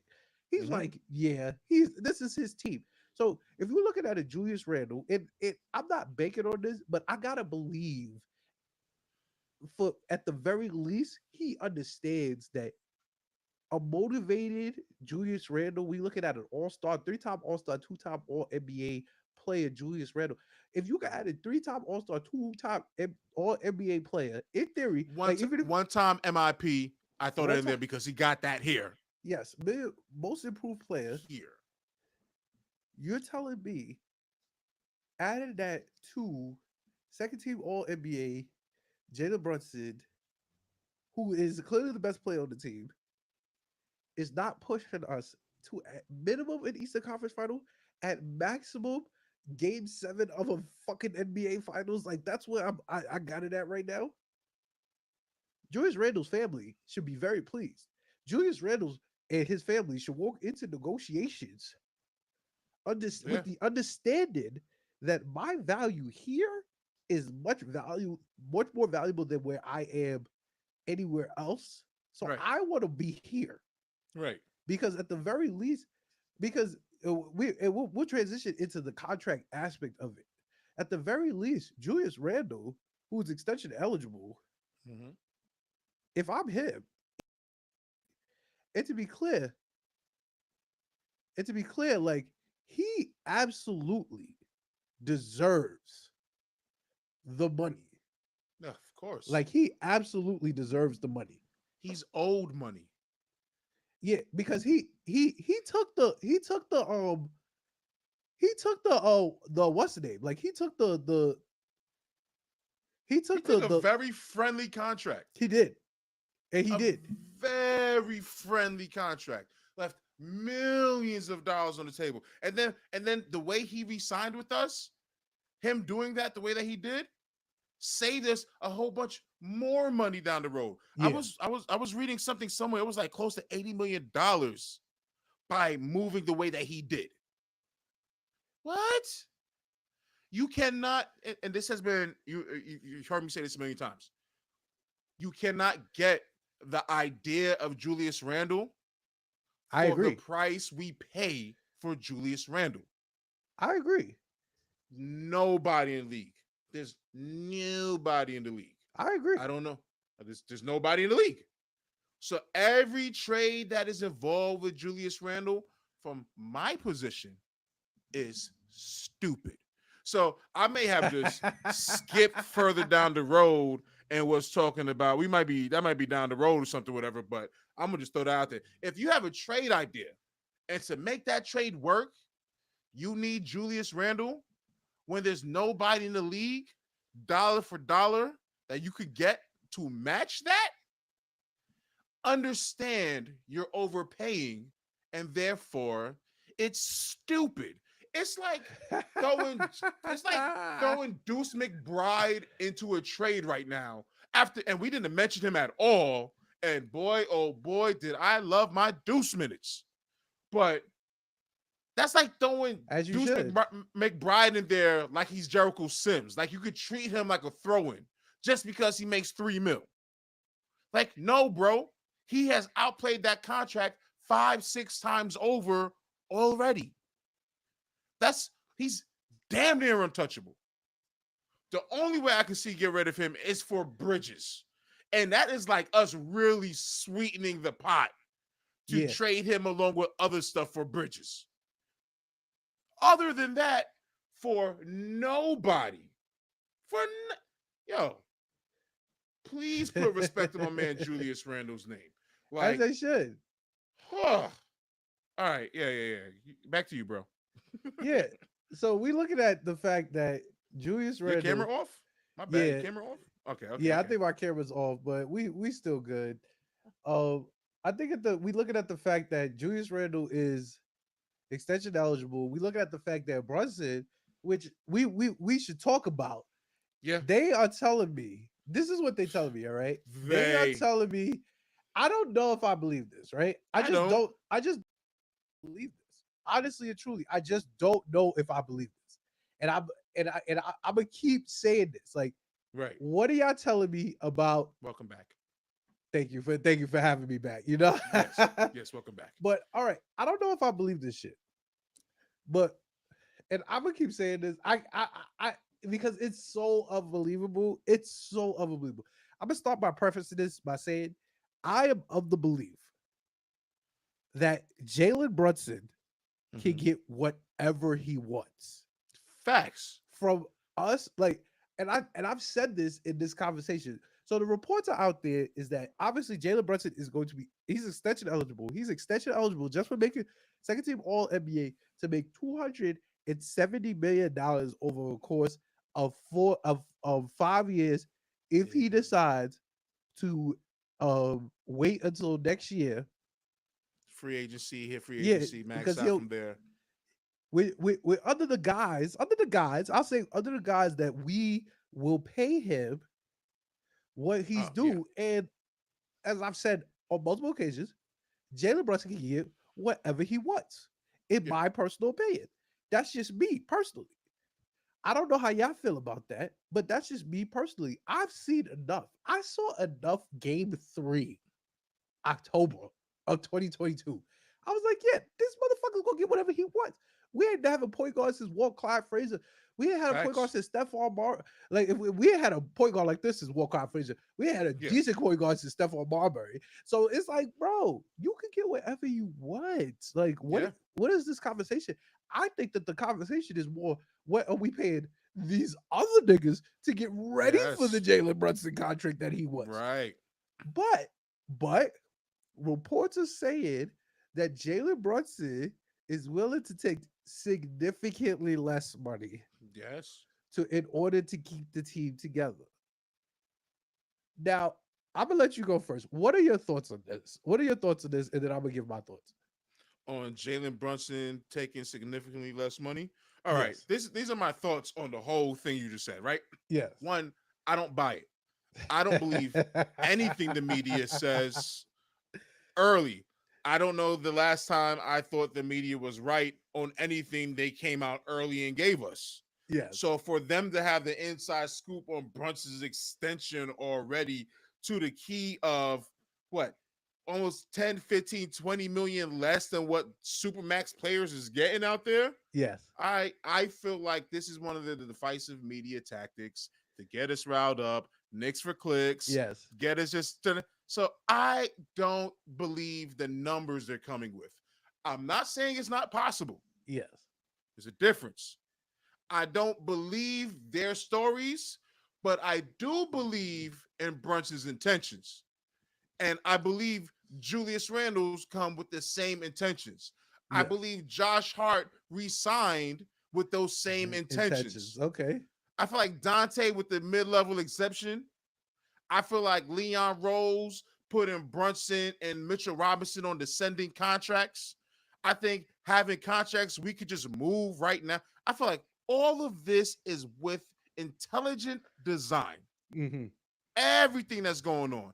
People Okay. are talking about, I'm not going to be too much fun when it comes to talking about OG and Randall and Brunson's extension because I am like, I will bet my dog that I will bet my dog. And I love Arya. I love my little White Walker, my little slayer of White Walkers.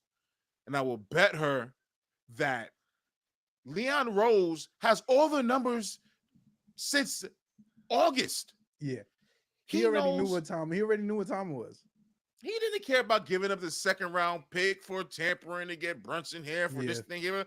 He knows what he's doing. He got the dad, he got Brunson, he got his boys, he got OG, who's his son's client. Yeah. Like, come on, this is all collusion. We owe another second Oh, round pick to this is great. somebody, This is great but collusion, in my opinion. but This is the we'll take collusion I it. deserve. This is the We'll pay collusion. the New York tax This is the for some. nepotism I love, actually. Yeah. So there is so when it comes to oh well we can't pay OG this, if you pay OG this, you can't do that. You made it like shut up. OG getting hurt saved us. OG getting hurt saved us to having to deal with the pressure of other people actually really maxing him out. Yeah. Sure, Philly can afford to do it, but I still believe the Paul George rumor to Philly sounds better.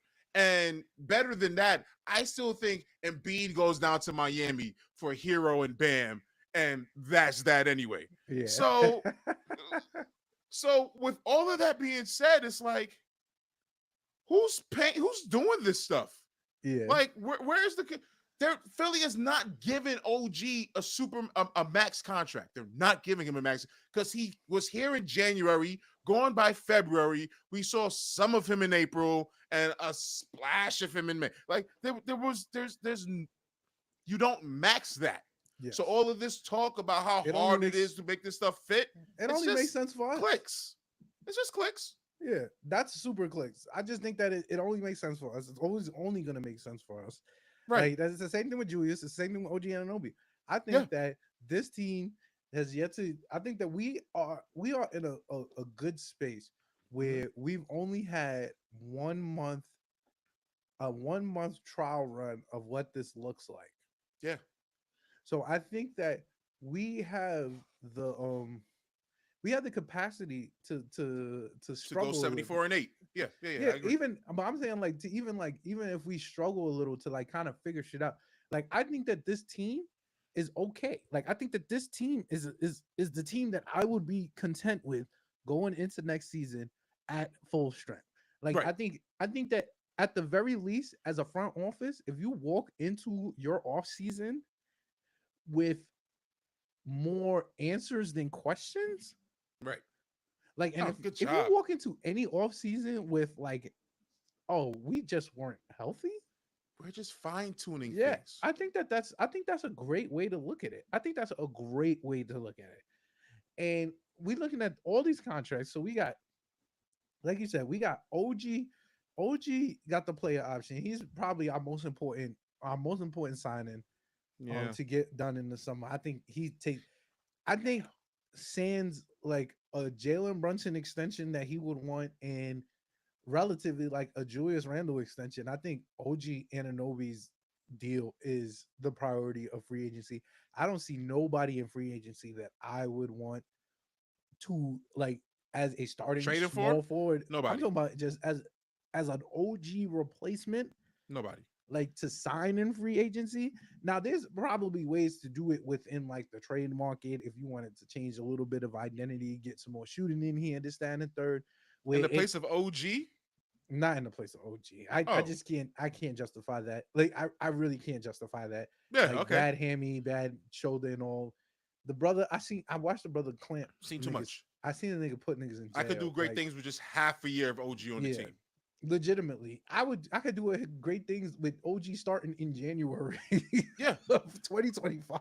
Yo, If you come want. through in March, bro, and get your sea legs under you. And all right, Yeah. we'll rest you a little towards the end, and we'll get you use you for the playoffs. Yeah, Like, I've seen enough. I've seen enough when it comes to OG Ananobi. He's here.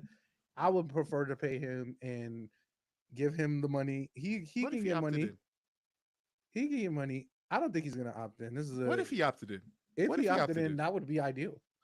To be I'm I'm honest, I'm just I'm he would just get throwing this out there. if he opted in. I'm not gonna lie to you. If he opted in, he would He'll get get mad paid. money next summer. He'll get. He would There you go. he would get mad money. We would give him so much money. You know Yeah, why? Because I we'll think end up we're losing him winning the down the chip. road. We're gonna win the championship Yeah, next year. yeah. So Well, nigga gonna walk in there like y'all better put 250 on the table, nigga. I'm not even gonna lie to you. Brunson is underpaid. First of all, let me speed that up. There's nobody on our team who is overpaid No, besides nobody. You gonna no, talk you bro. gonna talk shit about Burks and Bogdan? Like, Every no, you're single not. person on our Th- team, and I'm not even talking about Bogdan, I'm not no. every single person on our team is underpaid. Yeah, It's the whole underpaid. team. The entire The whole team. the And fact the that coach. legitimately, like that's what I'm saying.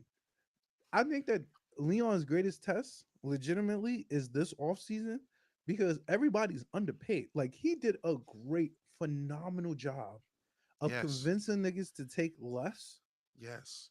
So for the greater good, and that Mm-hmm. shifted the culture. I give Mm-hmm. him his flowers for that. Yes. Legitimately. Because that's what was killing us in the past. The Yes. New York tax. The New York Tex, he refused. Like Yeah. if we being absolutely dead ass, he refused to pay the New York tax. He Yes. refused, and on every aspect. Think about it. How upset we was when we didn't get Donovan Mitchell. He just refused to pay it. He won't. Yeah. He won't do it. He won't do it, and it worked out for us in the end. And I received that. Shout outs to Yeah. us. But I think that this is his most important offseason for the simple fact that a lot of the stuff that's going to happen, like, first of all, he's going to get his extension. So now he got to plan out his next 4 years. Mm-hmm. And if he plan out his next 4 years right, Mm-hmm. I think we walk away with a chip in one of those 4 years. I think in all actuality, we may walk away with two. And I'm being so serious because the way this brother moved, he moved too strategically for me. Yeah, that's what a lot of people don't get. We he know how to deal with the fact that the fans love. He traded RJ and IQ. Bless He him. traded RJ Barrett and Emmanuel Quickly, Right. literally New York's firstborn and secondborn sons. Yes. Yes. And we We're are still here voting to put up statues for IQ for no reason. Just off of the strength. just off the string. And he did that because he like a proud father, like a father who knows best. It's like, Right. listen, Kings, I got us. So I walk into this off season with 100% certainty that Leon Rose understands the job. Yeah. He understands the job. I want to say that this off season is so important because there is the aspect of we have said disgruntled star, Mm-hmm. the next disgruntled star is damn near guaranteed to come to us. We like guaranteed to come to us. I would say Oklahoma City, who has the second, who has either the best Yeah. or second, at least top three Yeah. front office situation with draft picks and cap space. Yeah. but nobody want to go to Oklahoma Nobody City. want to go to OKC. That's the reality of it. Yeah, And Shea is good. SGA is God. He's him. I give him yeah, his he's credit. great. He's absolutely a fucking star. Yeah, But it's a nightmare to go against. he's fighting the demographic of the fact that he lives in Oklahoma City. Yes, he is. So I can only look at us. I can only look at us as the most ideal situation to go through. You have a bona fide superstar in Jalen Brunson. You have a Yep. three-time All-Star, two-time All NBA in Julius Randle. Um, You got a defensive player of the year candidate in OG Ananobi. yes, and You we got looking. You Cody Coach, Mitch come on, Rob man. rebound, I Heart rebound. This is what I'm Josh Hart saying. is a Josh Hart of Josh Hart's. I thought that was fire He to is hear. the Josh Harts of Josh Harts, bro. Like, come on now. Come on, man. That's how it gets, and it could get crazy. It could get crazy. But we looking at the best situation. So I feel like You what know the best situation. yeah, I feel like what Leon what has to balance, and I think this will be his greatest challenge, is the fact that there's gonna be names out there, right? There's gonna be names that are sexy names, It's gonna be like his greatest they're gonna hear triumph. they're gonna hear Paul George. Ooh. They're gonna hear these names. Yeah. They're Yeah. gonna hear these names, and the goal, they're gonna hear Devin Booker. Like they're gonna hear Yeah. these Ooh. names. Ooh. They're gonna hear Ooh. these names. Yeah. I heard him beat again. I Like, did you oh, guys did you guys forget the Philly series already? I I need heard no I Embiid need no parts of Embiid. That nigga, again. that nigga went up for an alley oop game one, knowing his shit was finito. Keep that poor decision maker away from me. I need no parts Dog. of this. I He need no he part of him. re-injured Mitchell Robinson and everybody talks around it like that's not exactly what happened. Yeah, Like we talk around it and like, they oh, do. he still played some. He was limping immediately afterwards, and it just got progressively worse as time was going on. And It's he nasty ran down the work. corner at the beginning of the second half and went back into the tunnel. Come on now. It's nasty work, bro. He's no good here. He's no good here. If Halliburton wasn't such a bird, if Tyler Burton wasn't such a bird, we would be hating Embiid. Yes, Embiid should also be thanking Halliburton for taking some of the yes. stank off him.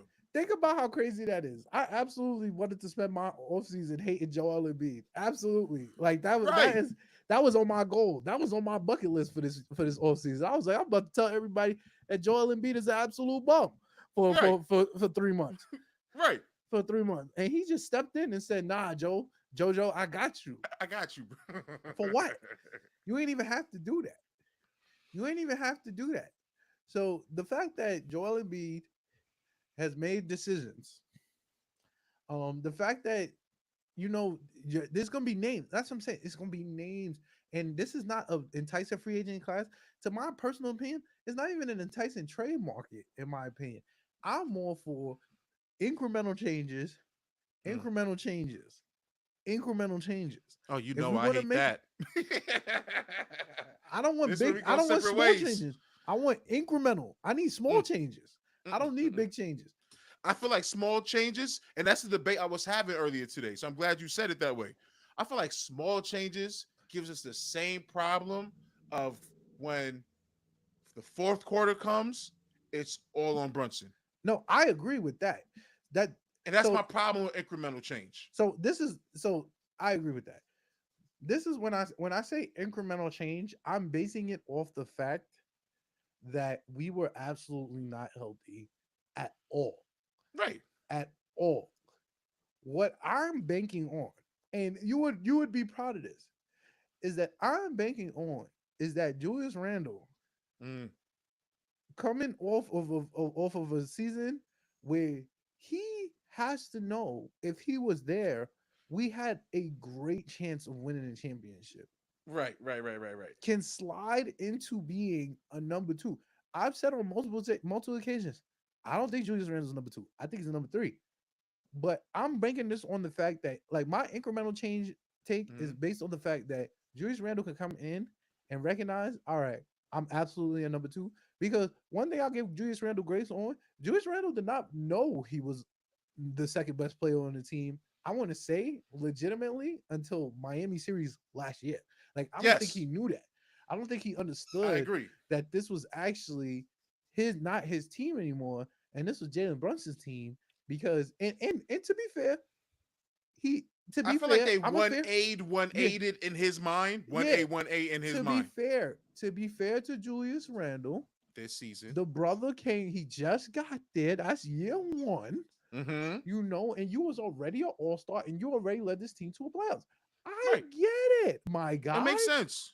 I get it. You were the My franchise guy. This my guy was never a franchise guy yes, yet, so he has to my take it. counterpoint is that Julius Randle has to walk into next season understanding that yes, we need 20, 10, and 5 from you, my brother, Yeah, but yeah. we need it more efficiently Well, because well, let's make sure we painting it properly though. He came into the season deferring to Brunson. he did. He He did. played this That's why I whole said, season and as that's the why I number said, two, so he don't got to learn nothing new. and that's why I said on multiple occasions this year, Uh huh. who is my favorite Julius? Oh yeah. Jalen Julius. Oh yeah. Jalen Julius is my favorite Julius because Jalen Brunson, for somehow, some way, has gotten through to Julius Randle to Yeah. where Julius Randle knows if this nigga is on, Right. I'm on Right. because they're gonna double him. And out of He's like, out of I the got help. out of the 11 other players on the team, out of the 11 other players on the team, and I don't care if Jalen Brunson loves Josh Hart like that. I don't care if Josh Hart is the godfather of Jalen Brunson's children. Right. Jalen Brunson knows if I'm in trouble, I'm passing the Right. balls to Julius Randle. Like Right. that's the truth. He's the. I saw something interesting today where they said, "Yo, there are people that could score, and there are people that you know that could go get you a bucket." They was talking about Yes. Kyrie. They was talking about I think they was playing in Kyrie versus somebody else. But it was like, yo, Kyrie. No, they was playing Kyrie versus Tatum. But it was like, yo, Tatum's a good scorer. He could Kyrie score. gets you up. But you know, if Set me it's up, bro. just get me a bucket right now. Set it up. Go get me a bucket right now. Kyrie Yes. Irving could go do that. So Yes. that's how I feel about Jalen Brunson. That's where I need Julius Randle to be Mm-hmm. on a consistent basis over the course of a season, bro. All Well, right, we're gonna, the only person better than Jalen Julius is January Julius. yes, and The that nigga was OG insane. Jalen Julius played like this was the easiest job in the world. Yes, and And Julius Randle should be absolutely fine. Go get me by, legitimately. Go get me by 180 4 years. yeah, Go get me by 4 years 180 because I'm a 3-time All Star, 2-time All yeah, NBA, and let me go get 22, 10, and 5, and I'm right. gonna be good at the second option because at the very least, the East, like you said, the East is food. I don't see nobody that I really, really trust in the East Just at all. nobody. It's nobody I really, really trust. Like we are in a league of parity. Shout out to Mm-hmm. Adam Silver. I don't know how the fuck he did it. I'm not even gonna bullshit you. Yeah, I he don't know killed how the super fuck he did it. teams by He not killed doing them too niggas, much. even when the Suns tried to make the super team. Look at them. Clip, swept, Stupid. swept, swept, Stupid. swept. So Stupid. so if we're looking at the fact that you're mid Julius Randle, I just need him. Like I don't like putting a lot of faith in Julius I because know. I I know. don't I don't like, but I know what I saw, bro. I know what I saw. I hope you give the right amount of faith to Julius, No, bro. I Just can't give him. don't go over. I can't give him over faith. No, Like no, no, no, no, no. this. There's a Julius is a 45-minute player, son. I die on that hill. He's a 45, 43-minute player. He is great until the last 4 or 5 minutes of the game. I he do started not. making terrible decisions. I'm Terrible yo, decision. to be a great coach, you have to know what you got to work with. Yeah, you gotta know your personnel. Be a star in your role. Yeah, Be a star in your role. I say that all the time. Be a star in your role. If you know what you that's do, his role. do what you do. But So 43 minutes of Julius is his numbers is top 3 MVP-esque numbers. I agree. Jokic, Embiid, Julius, only ones that put up those numbers. But he ain't gonna get that credit because of Knicksism. Yeah. So I think I say that to say about Julius. There's a lot of conversation going on in the fact that like he's probably like outside of like taking care of OG's contract. I think the Julius extension is probably the second most important thing. Like obviously the Brunson extension is important, but you really don't have to extend him until next year. Like you really don't. Like Yeah. if you want to extend him this year, you can. Me personally, and I said this on multiple occasions on multiple platforms, I don't think Jalen Brunson is taking $120 million pay cut. Like that's insane to me. Like that That's a don't make lot. no like $30 million is insane to me. Like Yeah. $30 million is insane Yeah. to me. You You mean telling me half? you need 120? 120? You telling me Jalen Brunson, who could be making $55 million a year in 2 years, Mm-hmm. is gonna for the sake of glory? And I know y'all, it sounds so good. I want it to be true. I don't even want to be the pessimistic person I'm being. I want it to be true. But me, a nigga from Flatbush, cannot fathom an individual taking $120 million pay cut. I call it capitalism, call it whatever No, you want. you're right. $120 million is, bro. He Yeah. made $100 million in 4 years. Yeah. It's true. You want the nigga to take $20 more million pay Yeah. cut than what he made in 4 years? He was him in two. He was him in 2 years. I and, think and we the gotta thing make with Brunson though, he came in talking like that's what I'm talking about. This is all Leon pre-planning. Brunson came here and the first thing he said that I remember him saying was, I didn't come here to be the savior. he And did. in my mind, he's like, to me, it all sounds like I'll do what I do to get the other people in here to help. So Yeah. I don't put none of it past him. I don't put it past him either. So like that's what I want to make clear. I don't put it past like the Right, idea of Jalen Brunson taking the pay cut is very Jalen Brunson. I'm right, not saying that's not Jalen Brunson. right, He's a team leader. I'm just saying $120 million is a lot of money.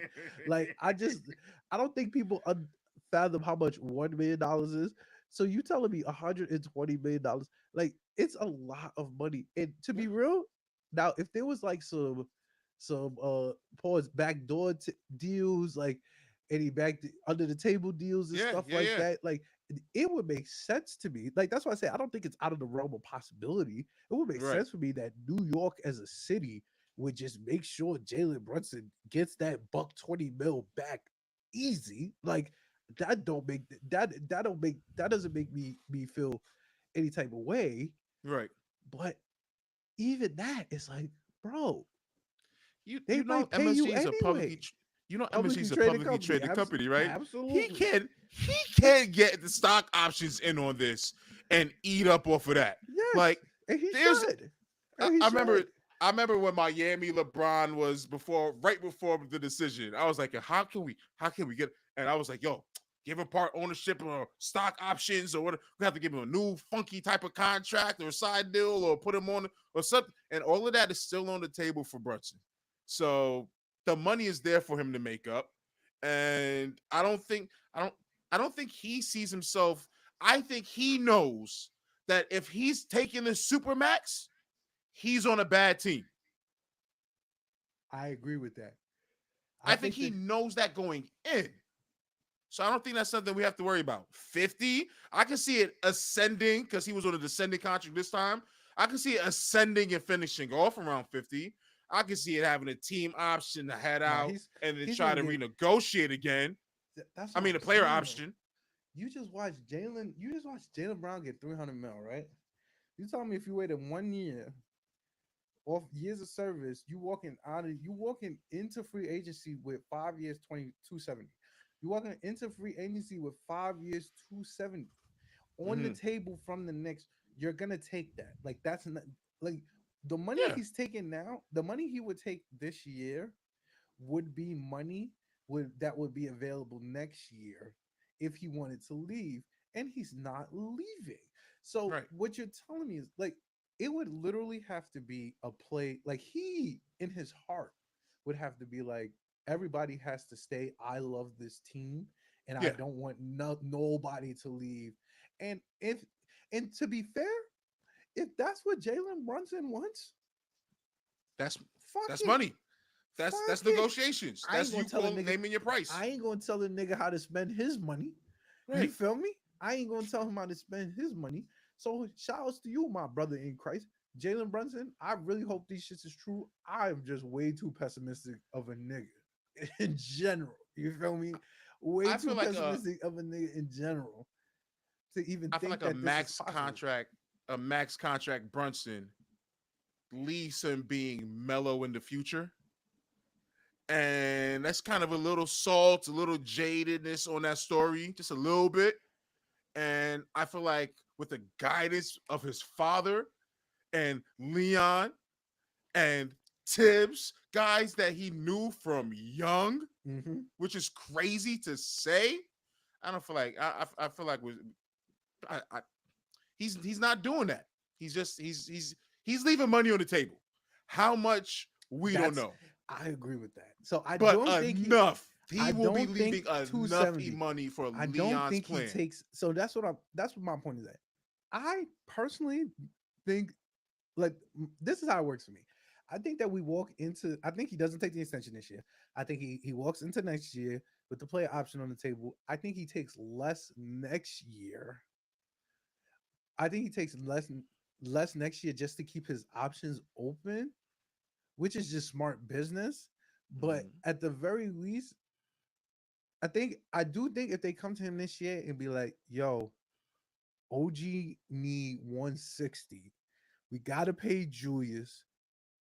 We gotta like, but we gonna take care. Of you. We gonna take care of you." And I think that that's a different. We gonna take care of you from like other front offices because you got Leon there, you got Sam Rose there, you got your dad. Your daddy is on the coaching staff. And I think he could walk into that feeling comfortable with that because he's already given us 2 years. He could get whatever he wants, bro. Like Right. this is what I'm saying. He could get Yeah. whatever he wants. Name your price. I think his price is not the weight of New York on his shoulders. I think that's his day one thing. He made it clear. I am not your savior. And I respected that because even though he is, even He absolutely is. He he absolutely is. respects team. He knows what's needed. He's grounded. He's too grounded for it. He's too grounded for it. I can't even imagine a Jalen Brunson walking around with Deion Sanders prime time money and Showtime That's glitz. not his bag. That's not his Come bag. on. I That's don't not even his think he bag. I knows what get to it. do with that extra 120 million we talking about. I got it, bro. But it's a buck 20. Niggas ain't That's never us. did that. That's us. We ain't That's touch a mill. I ain't His daddy touching no. was a millionaire, I dog. ain't We touching don't no. know what it's like. That's what I'm saying. I'm He not ain't never speaking. had a hungry day, I'm not son. We don't. speaking. I ain't Yeah. not. I'm not speaking from a position of knowledge. Yeah, I yeah, yeah, I yeah. acknowledge. I acknowledge that I'm not speaking of from a position of knowledge. I'm not. I'm not. This is just me I hear you. telling y'all that in any aspect, if a nigga was, if I knew, I get it. if Offer I, the 128 million if extra, son. How do you I, say no to it? I no, know. it's not even that they offering it. It's that you can get whatever you want if you ask for it. The In this team will, NBA world right they now. will Yeah. adjust around the fact that they have to pay you. This is Yeah. not Zach Levine Yeah. where no one is winning and they still have to pay you. No, we have Yeah. That proof was oh of concept. We have yes. proof of concept. We've seen it with our eyes. This is It's what I'm true. saying. It's true. Like even OG Ananobi is walking into free agency going to be a significantly richer man than he was prior to Yes. July 1st. I'm Yeah. telling you, for Yeah. the simple fact that and OG has a lot of value to Well, many can teams. we talk about that a little? Yeah. I think we brush over the fact, and I think we let the media tell us what OG value and contract will be. Can we just slow that a little? Just think about it. We got this man in January. We did. He's played maybe a handful of games with us He has. because of injury after injury. Now, of course, we already said we're not trading away OG for nothing. We love him too much. But once again, what team is giving him that bread?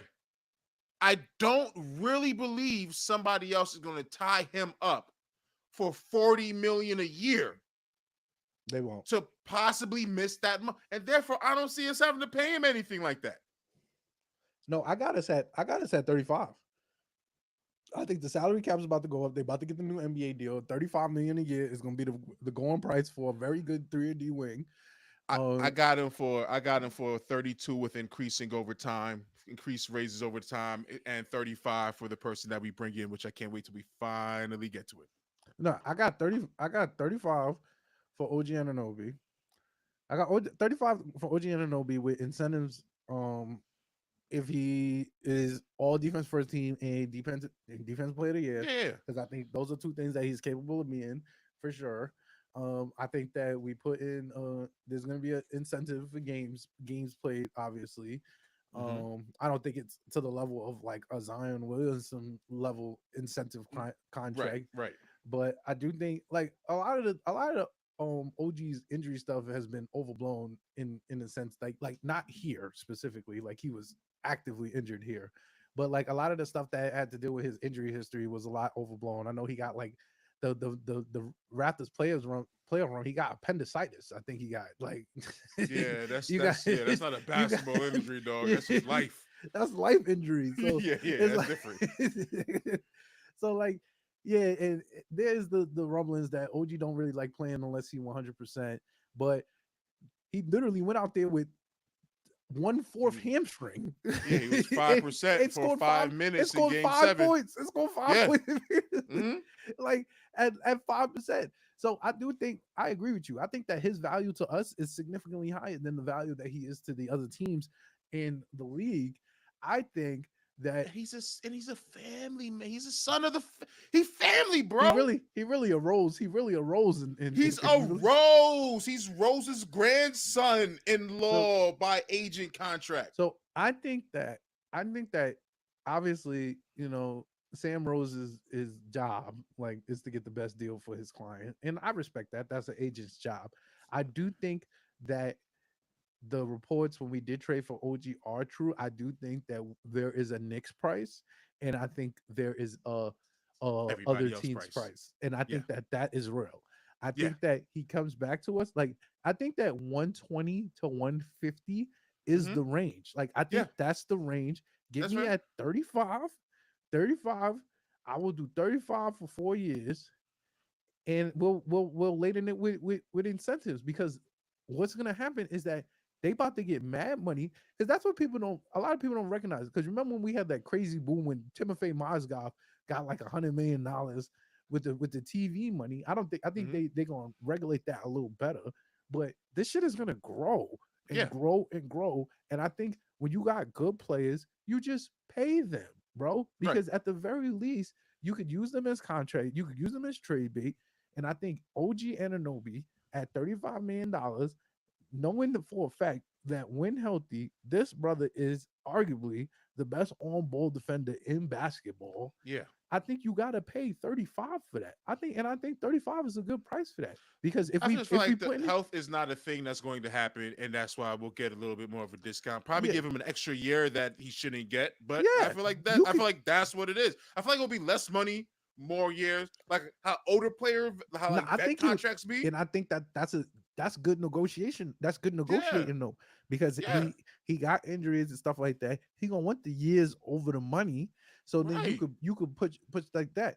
So I say I got him at 35 a year because I think that we look at Julius at That's my we max. get Julius at the max or at the below max. You could probably get Julius for about 40 45 Mm-hmm. right now like Yeah, that's what I'm saying, like yeah. this is why 40 this is increasing over yeah, years. Yes. Finish yes, at 50. and Yeah. and that's what I'm saying. So if we looking at that, if we walk into, I think if we walk into next year, right? And Mm-hmm. this is my master plan. If we walk into next year with this team, and this team, we can either go one or two ways. We can go, this team is going to win the championship, Mm-hmm. which is what I believe. I Mm-hmm. think that we have the pieces to win a championship, and you're going to give Jalen Brunson whatever he wants. Then, Mm-hmm. right after we win the championship, Right. so, but that helps you because you don't gotta pay OG championship price nor Julius championship price. Correct. and you can give the money to the person who is gonna be the number one option. So Right. that would be ideal for me. I think that we should hold off on Jalen. I get the sentiment. Let him do his thing. That's number one. Number two is that this could actually not go well, but you have a three-time NBA, a three-time All-Star, two-time All NBA player on a friendly contract in a league where the salary cap is just going to continue to grow. You got Mm-hmm. 2025 on a friendly contract at 40 to $45 million a year, and you got a 3 and D player at $35 million a year. Those are good trade assets, in my opinion, in the growing age of draft picks. Yeah, Not but not without extending Randall first. no, that's what I'm saying. I'm saying Yeah. Okay. Well, then you you have should to, and no. I'm everything you saying say, you have to extend him to yeah. something. Look, no, Okay. Yeah. I agree. I think that you extend you sign OG, you extend Randall, you Yeah. wait for Jalen next year Hmm. because at the end of the day, you're gonna keep Jalen. Jalen is Right. not going anywhere. Like Right. he's the certainty. He's Right. the certainty. Now, if OG breaks down, or if OG is ineffective next year, you can at least have him for 2 years to get him back on the trade market. Same with Julius Randle because Julius has been injured 2 years now. So we Yeah. gonna give you the money off the strength. Like I'm here for giving Julius the Yeah. money. Like I'm here for Yeah. giving Yeah. Julius the money. But I'm just saying, if we thinking about this from a business perspective, if you know for a fact your main asset is not going nowhere, Right. you should not pay him immediately. He's not going Right. anywhere anyway. Right. You know, he He's yeah, not going anywhere he's anyway. down for the cause, so we don't got Yeah, to stress over it right now. Let's do the others. Let's take care of yeah. home Let's first. take care of Julius. Let's take care of OG. Let's see how 2024, 2025 season Hey, goes. we spent a lot of time talking about these three and their contracts. We haven't said a word Yeah. about Isaiah Hartenstein. Another important piece. Isaiah Hartenstein is a free agent. So we're looking at Isaiah Hartenstein, right? I think it's imperative to bring him back. They're talking about Yeah. $70 million a year. I'm $70 million a year. They talking about 4 years, 72 million. That's about what Josh Hart got. I think Josh Hart got 5 years, 80 million. Um, Yeah, Josh Hart getting paid 18 next year, 19 the year after, 20 the year after that. are we comfortable with paying Isaiah Hartenstein $18 million a year? I'm more comfortable paying him 16, 17, but hey, Leon Rose knows how to make the numbers work just right, just so right. So I really don't give a damn. I just know that we have to keep him because we can't lose both of our centers. I agree. That's crazy. That's I absolutely agree. crazy. So this is my thing. I think that we signed Isaiah Hartenstein, and unfortunately, I think that we trade Mitchell Robinson. I Yes. think that we trade Mitchell Robinson for the simple fact, and I'm gonna tie this into the fact that Precious is also a restricted free agent. I think that Yeah. Precious Achua, I think he's um, going too. I think he's gone, I but think he's going too. I think that in the sense that if we do, I think so. Here's the thing. I think Mitchell Robinson is probably of not even probably. I think he's a very valuable trade asset Yes. because obviously, like we deal with health and stuff like this, but this is the fucking NBA, bro. People are always getting injured. And the Right. fact that Mitchell Robinson at the beginning of the year was legitimately a defensive player of the year candidate. Y'all heard me on this podcast. I was telling y'all that this fucking big Mitch Robinson.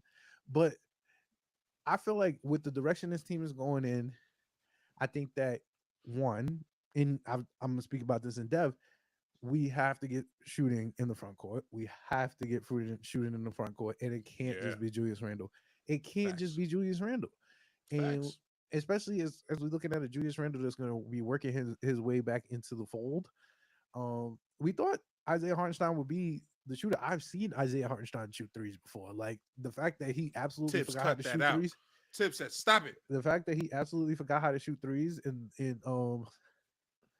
in New York is hilarious to me. But at the very least, he is. I would be absolutely content with Isaiah Hartenstein starting center walking into the 2024-2025 seasons. I think that if we are, then it's back to my incremental changes. I think that we utilize a lot of the back of the bench to shore up things that we need. So I Mm-hmm. know for a fact we need a shooting big. I know that. I've Mm-hmm. seen it. I watched Miles Turner Yeah. absolutely cook us Yeah. because and not because he was and I love Miles Turner. Let's be clear. Like I love Yeah. the idea of Miles Turner. I've We're been pro talking about Miles Turner over here. yeah, like Get me a shooting 5 because Yeah. at the very least, my point guard is like top 5 post players in the basketball. Like that's how I feel about it.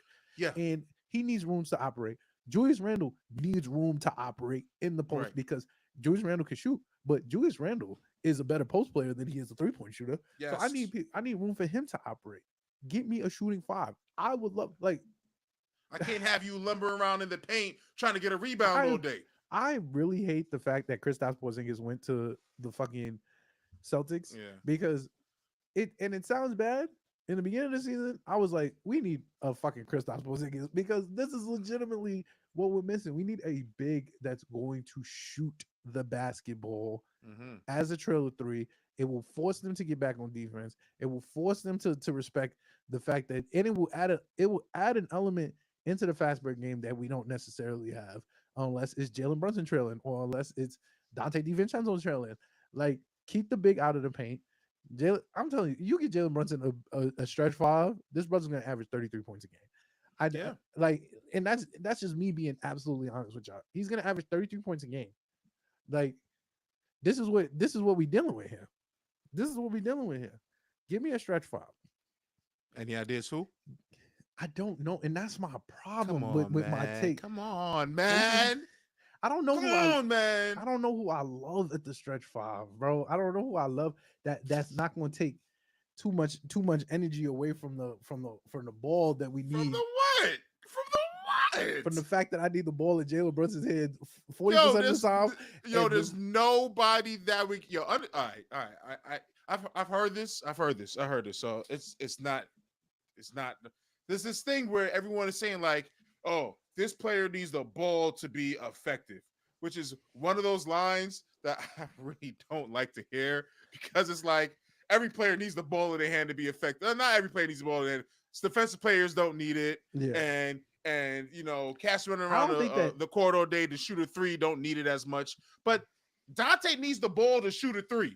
Yeah, Everybody's going to need the ball at some point in time, and you can't escape that. yes, I be talking about bringing cats in here, and you're like, yo, they going to hold the ball for 10, 15 seconds before they move it? No. No, if you have enough talent around you, it's hot potato, baby. We moving this thing around until the best player got the easiest look at wherever you're at on the court. Go take it.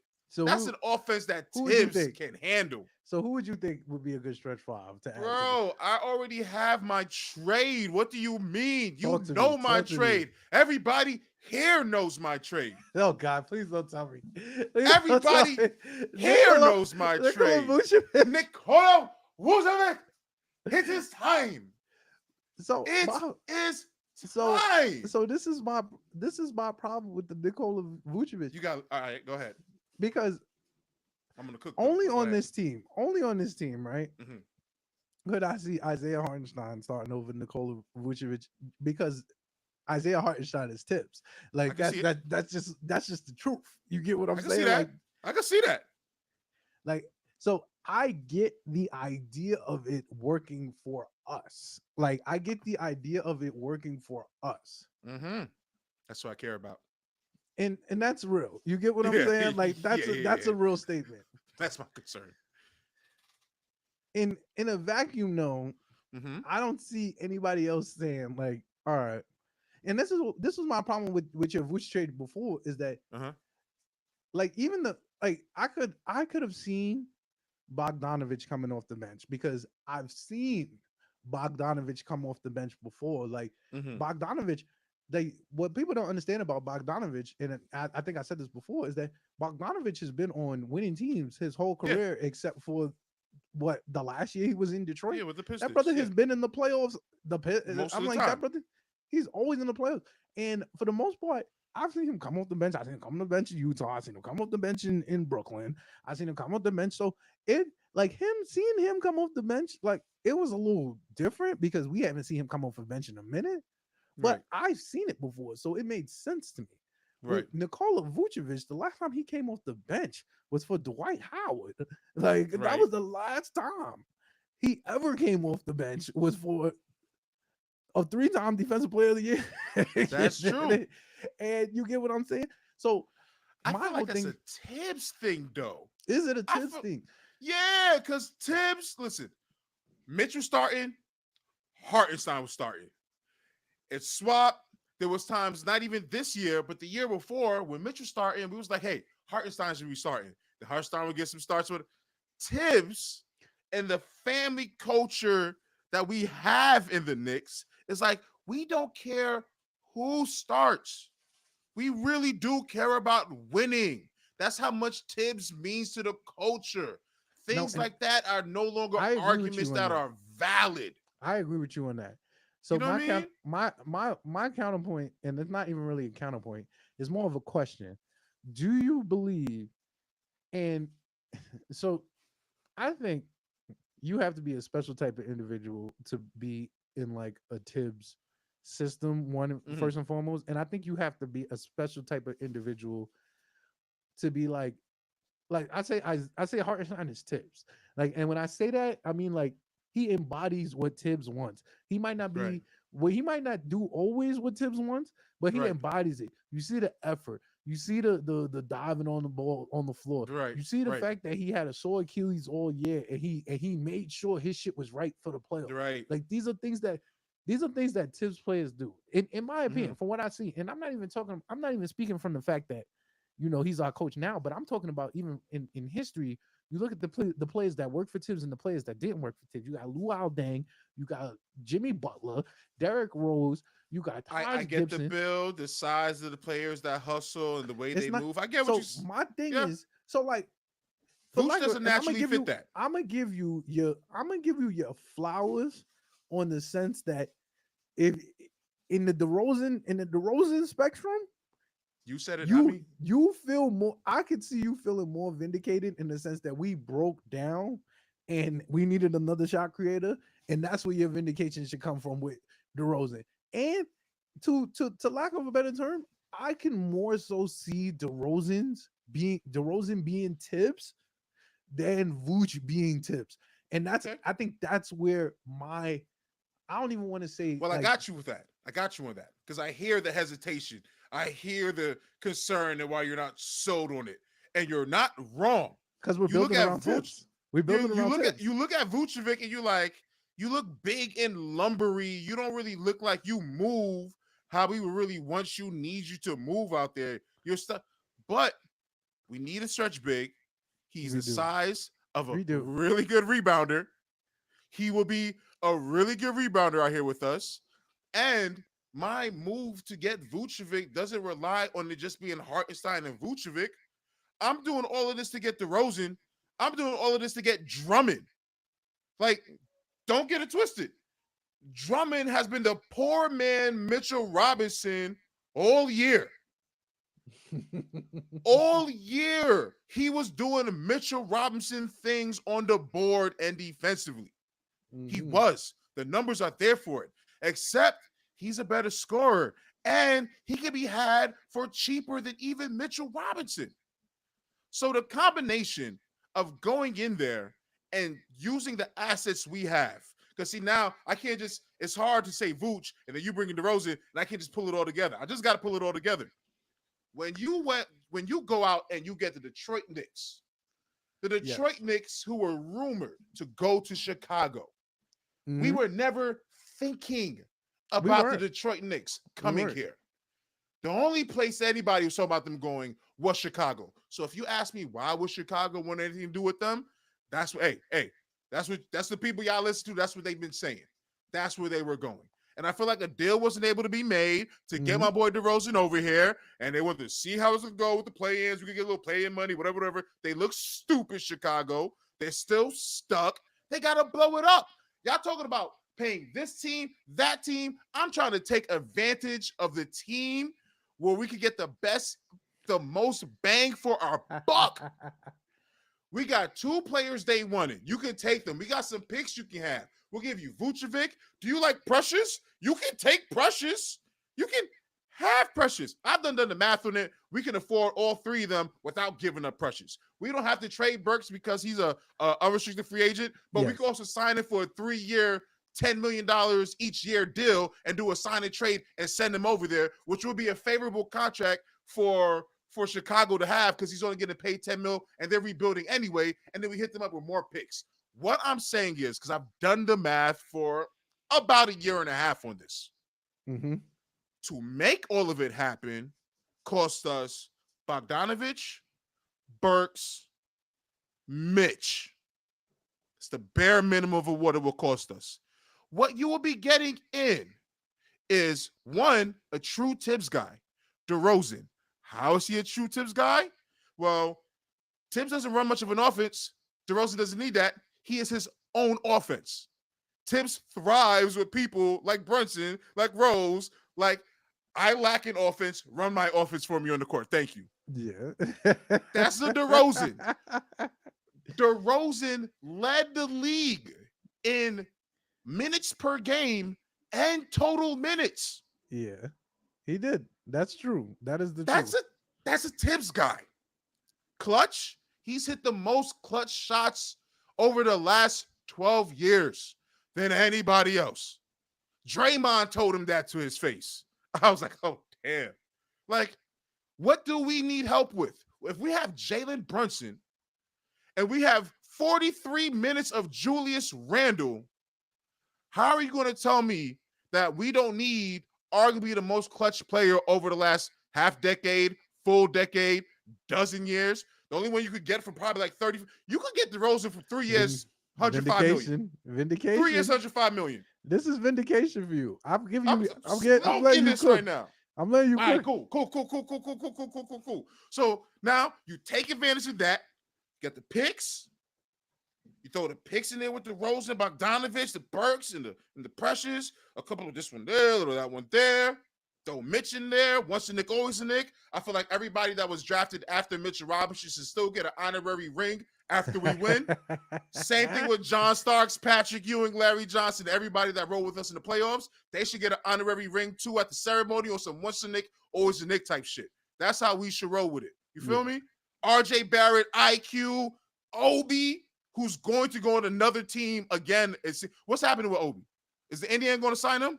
Doesn't look like they should. They're not going to sign him. They're They not. traded So for like Pascal. You got to pay Pascal. So like I said at the deadline, like when I said when we traded him, Obi about to be a journeyman, and y'all were fighting for him to take Randall's spot.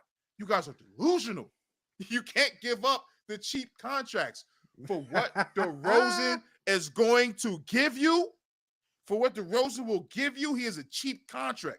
For what Drummond will give you, he is a cheap contract. And if you can get a stretch big in the mix of all of that, come on now. So Vucevic can be figured out, but he'd just be good to have. All right. So my question to you is, I like, and we've been having this conversation all year, but I'm never going to stop this. I listen. By all means, fill the vindication. I'm giving you your flowers. I'm giving you your giving flowers. it to me. I want the people to give it too. I feel you on that. For 2-3 weeks, I've been hearing it online now. Oh yeah, DeRozan would be the. We should look at DeRozan. No, when I saw everybody talking about how DeRozan was, I was like, oh, we are never gonna hear the end of this. Never, ever. Like, in my opinion, I do agree that another scorer, like another person that could get a bucket against the Pacers, that would have took us over the top. I can give you that. My thing, nobody's beating us. Nobody. So my thing with Vucevic is this, right? So yes, I agree with you. He's making $20 million a year. Yep. I don't even want to say we. That's why I keep saying, like, Tibbs is such an insane person. I wouldn't put it past him to start like be an actual coach and start people based on who wins in training camp. Like, I wouldn't put it past him. I think that's the right way to go about this team. I agree. So Tibbs is doing the right thing then. My thing is this though. You're banking on, and rightfully so. Like, I'm not even gonna say that. You're banking on the fact that the culture will get you to the point where you either have to get in. Like, it's kind of like Miami Heat culture in a sense. Like, not everybody could be a Miami Heat, and they're very exclusive with. Like, they know if you're not a Heat person, like they know that, they could tell. My thing is that I'm okay. Like, this is what I'm saying. I'm okay with us. I'm okay with us assimilating a culture in which is led by Tibbs, is led by Jalen Brunson. I guess my reservation comes from the fact that there's outside factors looking in. Are you? Am I? I don't know. And this is for real. I know Hartenstein. That's Right, my guy. I right, don't know right. Vooch like that. Like I I know understand. I don't know Vooch like that.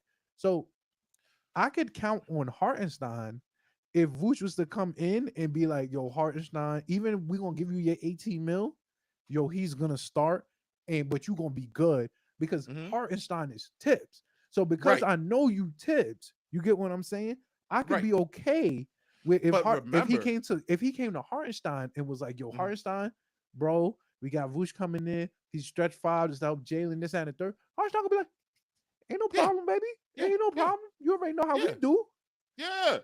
Can I count on Vucevic to do the same if One, we like, yo, we need the playmaker? Because the second person, we didn't even talk about this, but my second need hmm in free agency draft or anything is that I want obviously a stretch five and I want a playmaker. Like I need somebody. I don't need a point guard. I didn't say a point guard. I want to make sure I right. be very clear on that. I didn't say a point guard. I need somebody that is strictly here You say playmaker, I say shot creator. and shot creator works both ways. You can create Yeah, the shot for yeah, someone yeah, yeah, else, yeah. and Yeah. you. So I agree. So I agree with that. That's my only thing with Vooch, and that's and I guess maybe I'm giving him a little bit too much credit in terms of stature because he ain't really do nothing. Like he's an all No, star. He hasn't really done anything in the league besides being an all star and stuff like that. But I think in terms of the hierarchy, like I want if you can't find me a like legitimately like if Kristaps Porzingis is not coming to play the five for the New York Knicks or anybody that's like Miles Turner is not coming to play the five, I want all right. Isaiah Hartenstein to start as my starting center. Like I don't see anybody better than that. I feel like that's splitting hairs, and this is why. Mm-hmm. Because you remember when Hartenstein first came here, Just he I would did say not look like a Tibbs guy when he first came here. Tibbs molded him into a Tibbs guy after 3-4 months. I That agree took with that. time and acclimation. So if in the first three, four Yeah, but he months, got the humility to do that. He was on minimum what, contract what, though, bro. You listen, it's a different I'm telling you, it's different when you Vooch talk. is coming. Vooch is coming from a team that ain't saying nothing. They I got agree. nowhere to go. I They got no agree. future. And if he's all I that he's supposed to agree. be, that shouldn't be the case. I So none agree. of that. And if he got a problem, I'm still got my dark horse out there on Aiton. I'm still keeping an eye on that. That's still my dark horse. DeRozan here regardless. But come here and cause a problem and see if you don't get shipped out of. Yo, listen, once again, I seen Portland and the Knicks talking in the media. I won't forget that. Mm-hmm. Y'all were talking about how much Aiton is worth and how much Mitch Robb is worth. All right. I won't forget that. I Mm-hmm. know. I peep. It makes sense. It does. Aiton makes more sense than Vooch, but the combination of DeRozan, Vucevic, and Mm-hmm. Drummond makes more sense than anything anybody else has told me. I Do think not tell me about I no agree damn with you. KD. So I agree with you, and I'm always gonna agree with you in the idea, like the idea The idea. of DeRozan and Vucevic. I'm talking about like DeRozan. The idea of DeRozan is clutch scorer, shot creator. That's his Yeah. idea. So like Say. even if we strip away like obviously like our preferences, these are we're basically saying the same thing. We're basically saying Yes. shot creator, Yes. playmaker, Yeah. s- Fourth bigs quarter that can help for shoot. Brunson. So yeah, Stretch bigs. so we're Yes. on the same page. Like we can go tit for tat for like who we want to fill those roles, but the Mm, reality is we know we need a playmaker. We know we right. need another shot creator, and we know we need a stretch big. Now, Only problem J- is I know it has to be DeRozan because I looked around. There's nobody else with the resume or I anything that we could get that fits in there. I There's don't nobody. I don't Bridges is necessarily. nice. Bridges, the cost for Bridges will cost more It's than too it will much cost money. for DeRozan. And anything that's going to cost more than DeRozan is costing too much. I agree with that. I can agree with That's, that. that's just math. I agree. I think I'm not that trying to be the DeRozan guy. I am trying to be right. I care very much about being right. But I'm You not have to feel trying to some be the DeRozan vindication. guy. It is just the math. It led me there. Yeah, It's I like, get it. I get oh, it. I Ayton get would it. be nice. Booker don't make sense. KD is ridiculous. Bridges, too expensive. but he's not. His contract's not too expensive to get him. My Too whole expensive. thing, Laurie Markkinen, they said 5, 6 first round yeah, picks that was and some bullshit. foolishness. It That was the was some dumbest thing bullshit. I've heard. Like, Yeah, come on, I what's can't, out there? I can't deal with that. So, like Can't I deal with said, none of this. I think that I'm not paying. I don't know if I want to pay the Knicks tax this year on I the don't ever want star to pay the as Knicks of tax. I yet. got Leon. We don't do that. Yeah, I don't think that we don't. I don't think I'm in the business of paying the Knicks tax until at least like, and I'm not even talking about the Knicks tax because I think the Knicks tax is ridiculous. I think that y'all be putting way too many picks on them trade scenarios. In my Wait, opinion, dog, they way said too many trades. 6 picks. I'm willing to pay whatever Leon Rose's version of the Knicks tax is at the very least. At the very least, trade deadline. Like at the very least. And that even then I'm like, yeah, I might need to see it. Trade deadline for who? For what? I'm saying in terms of paying a Knicks The tax. tax? No, Yeah. In the sense that no, we would be overpaying for something. no. There's no need. It's so chef's kiss. I There's think that we have to pay no I think that we need. have to pay. I don't even want to say tax. I think that we have to get more depth. I think that we've proven, like, I think that the I think we got difference to between consolidate. last year, I think the difference between last year and this year is that last year we didn't consolidate at all. Right, Like we right. didn't consolidate. Way too many of the same everywhere. I've been saying for years, RJ Barrett and Julius Randle was the same person. You had to get rid of You one of have, them. And look yeah, what happened when you got rid of one of them. You got the January Knicks, and that shit looked like the greatest shit I've ever seen in my life. yeah. So I think that our Now last imagine year, that January Knicks and DeRozan comes off the bench. I I'm still not don't think saying I'm not saying come off the bench. Let me rephrase that because people lose their mind. Like we do hockey shifts all of a sudden. DeRozan will start he will start. four, Yes, four he was. minutes into the game. He'll go to the bench and Dante will come in. And then the Yes, and bench then he players will will do the come in second and he'll quarter. play. He'll The play second with the quarter. bench players and then come back in the fourth. Since I must say how that would work. You have to though, because saying that he's coming off the bench and you're gonna pay him He's not $35 million coming a off the year. bench, but he's gonna play mostly the same thing we was trying with RJ. We did it with RJ. We had I agree. RJ playing I a agree. And lot of his minutes with the bench. And he's more RJ consistent. He's more consistent than RJ. I think that the idea of DeRozan with in the is RJ what we was scenarios shooting for with was the RJ. fact that, yeah, I think, but and I feel like we've said this though. I think that the Yeah, trade with RJ and IQ, and I've said this multiple times, it gave us a lot more clarity into what we needed. Now, yeah. to give you your flowers, had you brought the DeRozan trade to me post trading RJ and Emmanuel quickly, I Yeah, could see it a little bit more clearer because got what it. you was telling me before is that We didn't I lose was RJ. about to have five niggas that need the ball in their Yes. hand consistently.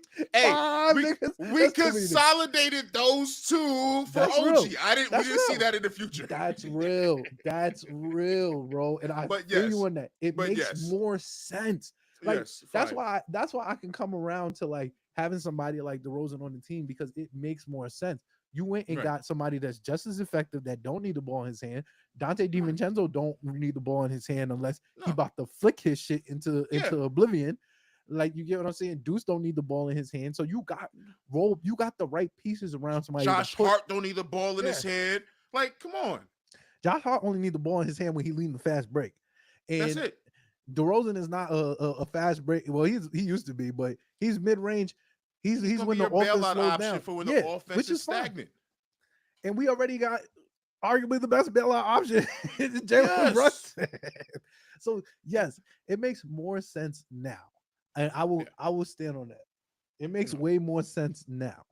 Yes. Um. Thank you. Thank you, All right. y'all. So moving on. We're gonna You know get I'm gonna into buy that the jersey. yeah. we I'm go. getting that jersey. That's the Ooh, thing. let him. You gonna have to. Ooh, You gonna in have to flavors. specifically. You gonna have In in flavors is crazy, but I flavors. get it. I get it. All right, so we moving on to the next Springs previews. This is the off-season edition of the previews.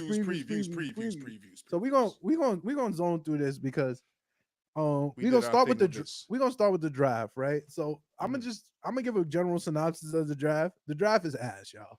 Sure. The biggest storyline out of the draft is which team is gonna be gangster enough, and we spoke about this to draft Bronny James to get Yes. LeBron James. We said the Pistons was on the clock, did we Yeah. not? Yes, And we did. and the talk around Bronny James, I feel like me and you specifically, we gotta be psychics, we gotta be mind readers, I'm we gotta telling have you. some touch with the astral plane somehow, Yes. some way. Because The we vibes said is this strong. shit in December. We was Hmm. like, yo, at some point in time, somebody's gonna talk themselves into being like, but we could get LeBron And we could probably get the though. LeBron discount for LeBron. Bro, Ooh, that's I never want you to happened. know. So I want to say this: the Suns owner Matt Ishbia, he's a new owner. Oh yeah. He is banking on this, right? And I'm not gonna lie to you. They're calling him insane. I'm not calling him insane. I kind of get it. I'm sorry. You're That looking would at be an so opportunity. nasty. No, it would be literally the nastiest thing ever. I want you to know that. It would I would. literally be the nastiest thing ever if LeBron James decided to play with Don't his say it. son. He's going to Don't take a say it. minimum contract to go play Don't say point it. guard for the Don't fucking say Phoenix this. Suns. Don't say this. Don't say this. Don't talk to me that way, son. That's crazy. Have some respect, son. Don't talk It's to me that way. on the That's table. It's crazy. on the There's only table. two teams Bronny said he'd work out for: the Lakers and the Suns. That's That and that sounds so telling. is that nasty or not? That's all It I need can't to tell get you. nastier. Is that nasty or not? Mind you, Imagine being a Laker fan and hearing Bronny bro, saying the here Suns. or there. The nastiest thing about it is that the Suns have one pick. It's the 22nd in the first round. So you're either so these are your two options with Bronny, right? These are your two options. You're either gonna make Bronny, who averaged 5 points, 3 rebounds, 2 assists. And First round to be pick. clear, I think Bronny might be NBA ready. I think that heart problem kind of fucked up his college season. Like, I don't think he's absolutely not NBA ready. I do think that he's not a first rounder. I do think Right. that he's I not a agree. first rounder. And I do think that the fact that he stayed in the NBA draft is rightful nepotism. This is the Yeah. nepotism that Yeah. works. This is what the Yes. white people be doing Hmm. for the for the corporations. So I am 100% on board for Bronny staying in the draft and Yes. 100% on board for the Lakers drafting Bronny. Fuck out of Yeah. here. Yeah. What are you I'm with niggas all of talking? that. What are you niggas talking about? It's a 58 player draft. And if he go 55, I accept the nepotism. Let it happen.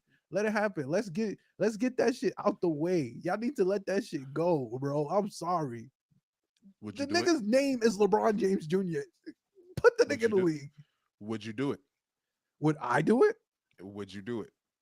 I can't lie to you.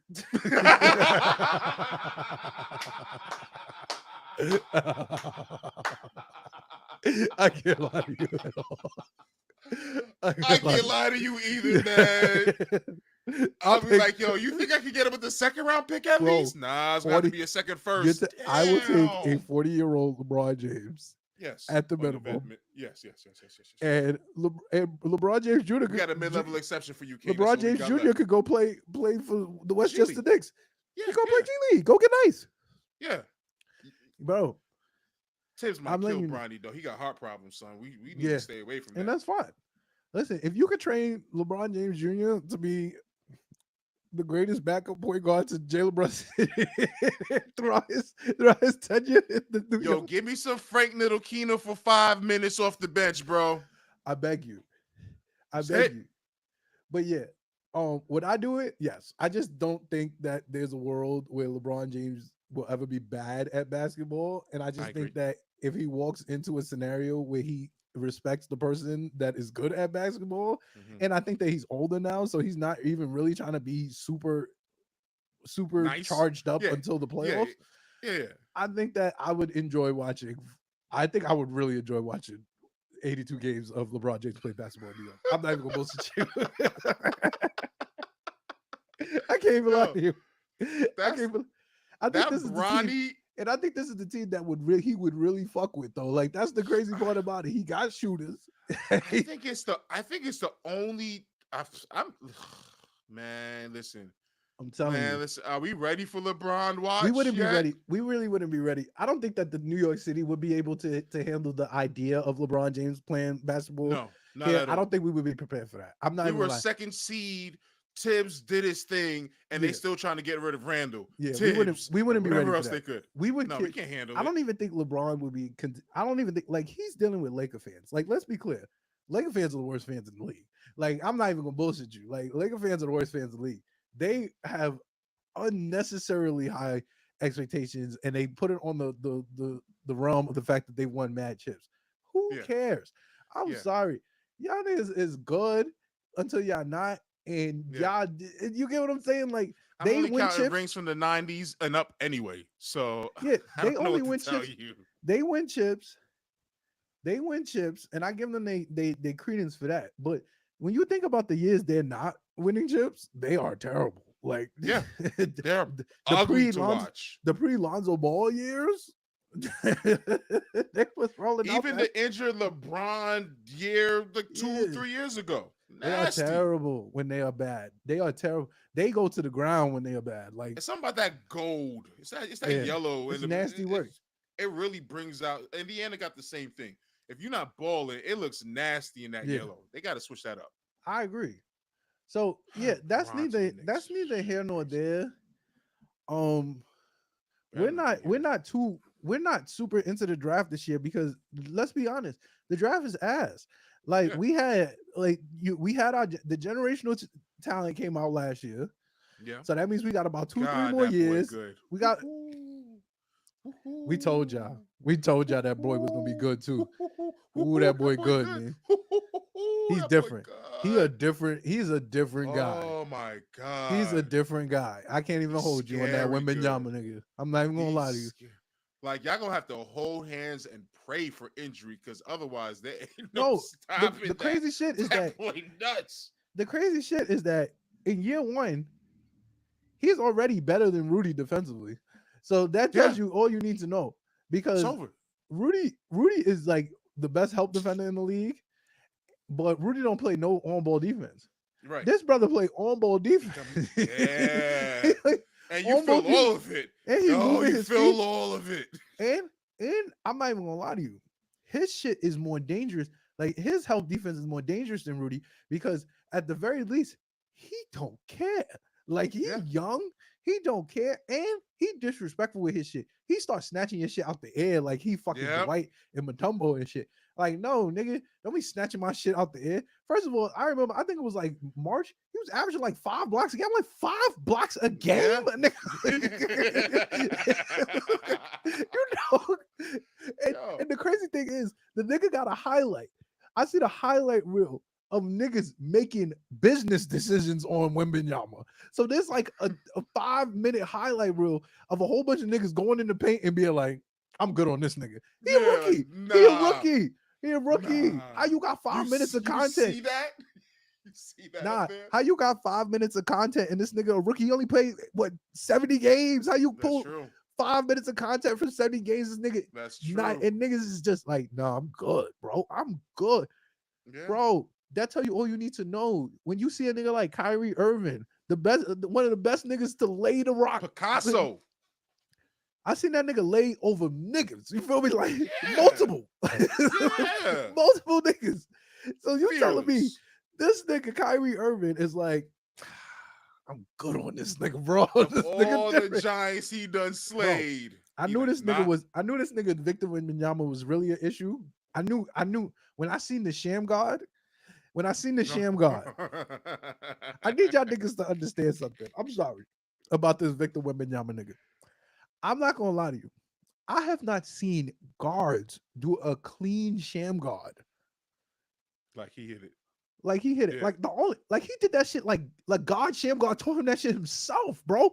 Shit said, yeah. I was like, no, bro, no.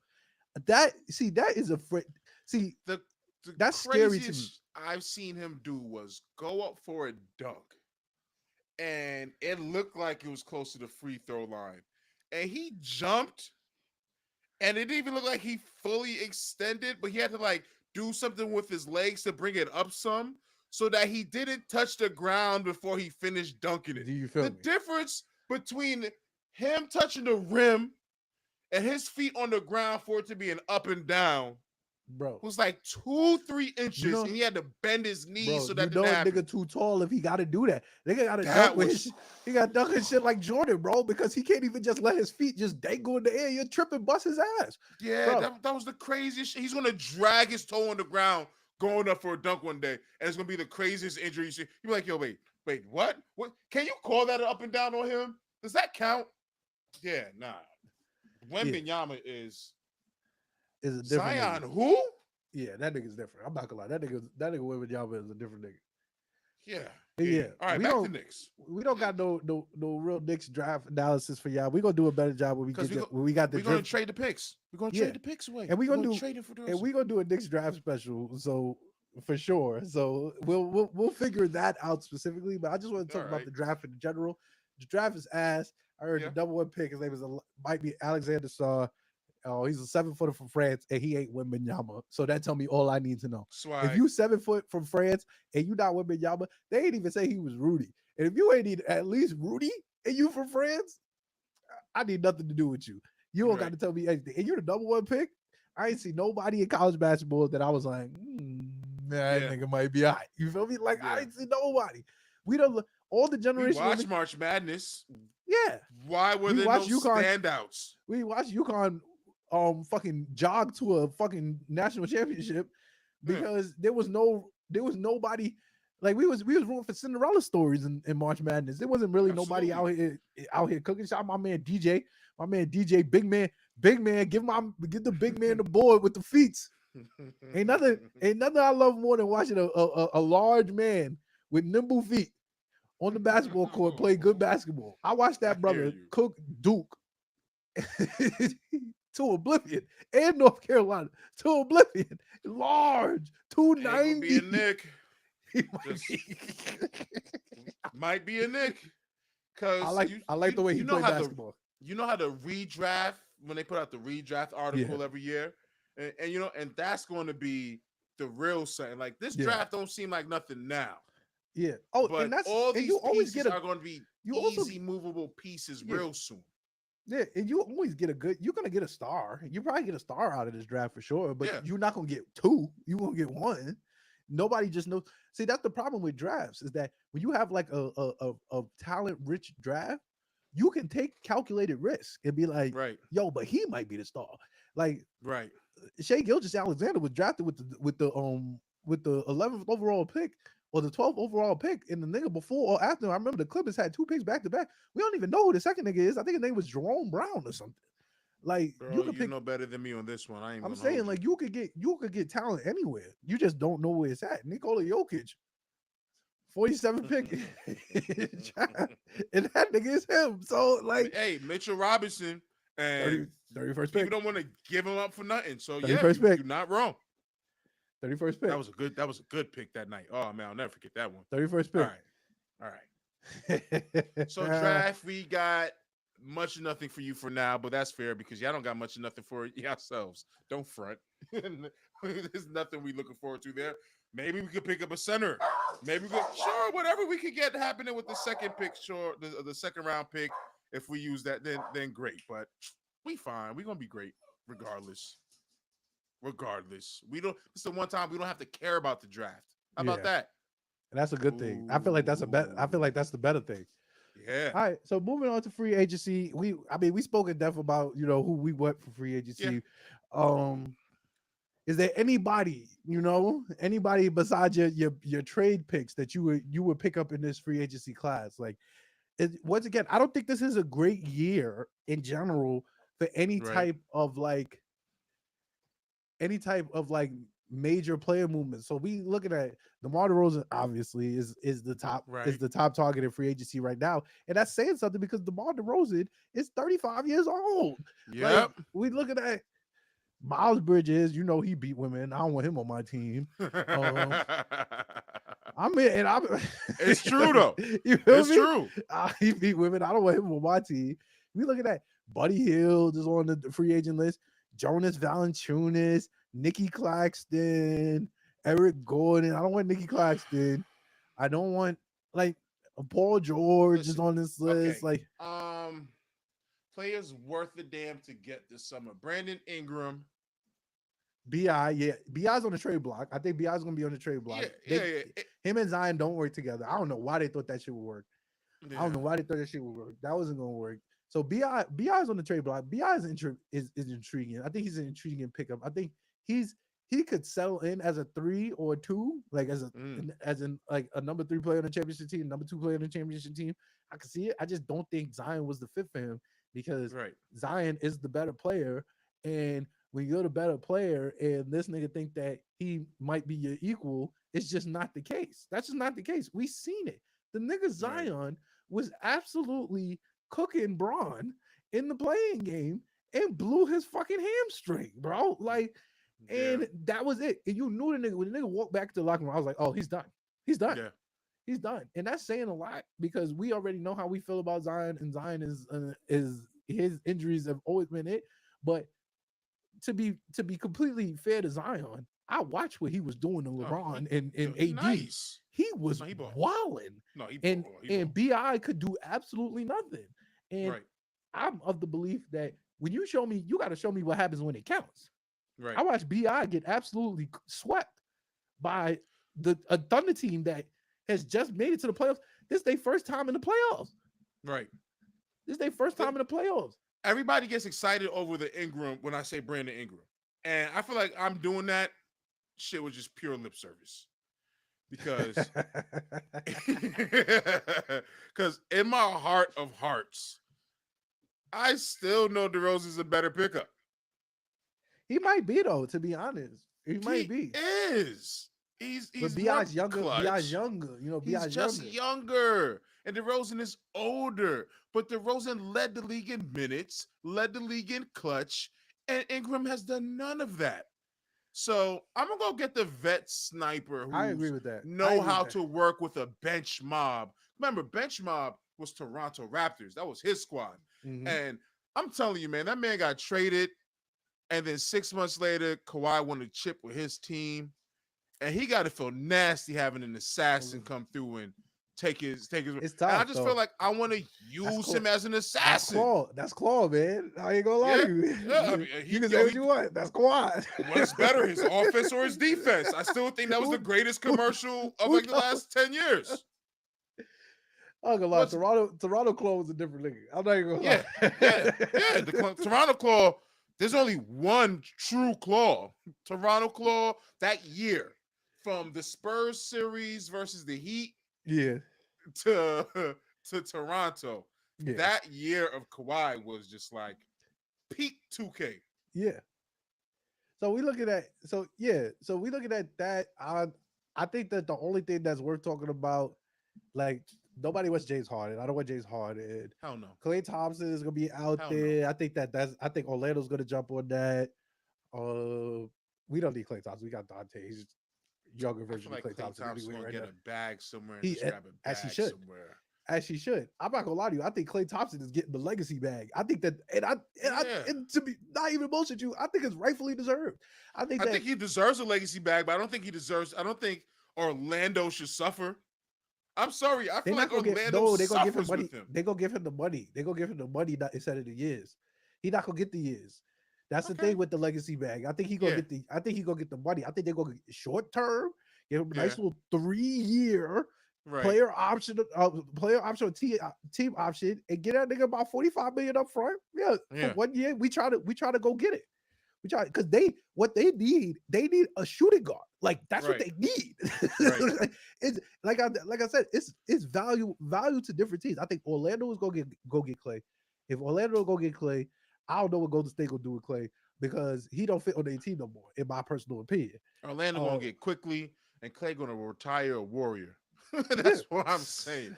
I wouldn't even Clay, be mad. Emmanuel quickly is gonna be on the he's restricted free agent. We got a whole bunch of restricted free agents. mm-hmm. I don't think he goes back to Toronto, in my personal opinion. I think No, RJ stays in Toronto. I think he'll be fine. absolutely. Pascal obviously is gonna go back to Indiana.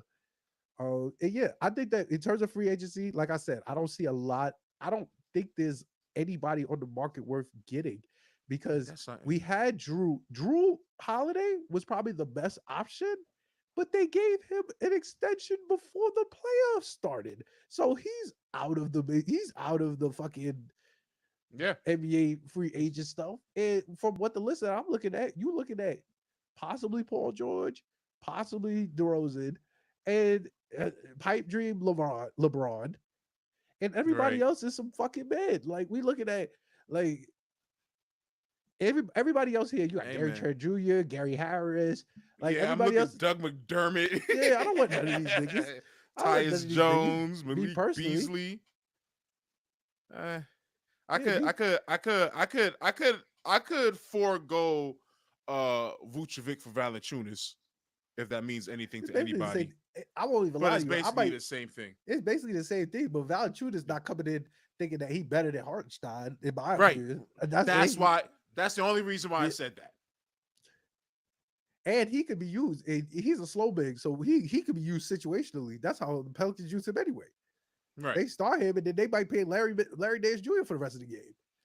But we still So gonna need three centers because we've seen what it's like when with yeah, what we had. Mitch got hurt. Isaiah Hartenstein got an ACL thing that's yeah, been and going then on we had to play forever. Precious at six at the tender height of 6'9" at the center position. Shout out to you, Precious, because you deserve so much more. You You do, deserve so much more. You you were do. great here. I'm talking to you like you're already traded, which is wild. But but I don't I think don't he's mean traded, but that. I think he. I don't think he. I don't think we extend him a qualified offer. I think we make him an unrestricted free agency and tell him to go test the market. And if it I don't think and I if it think don't we let work, the market take him. I Either think that so or we too. trade him away. I think we just lose him to the market. I don't see how. I just number wise of all the math I've done, I don't see how Oh, he Precious can't stay. He can't stay.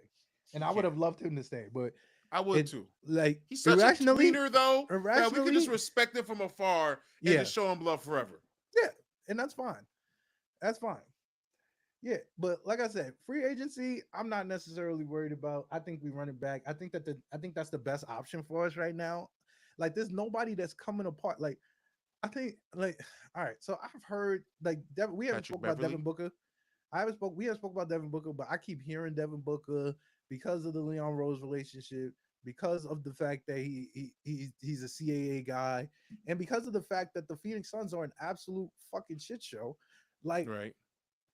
I I don't know about Book, but I wouldn't be mad at Book. But also, y'all not about to absolutely cook my depth. Like that's always gonna be my problem.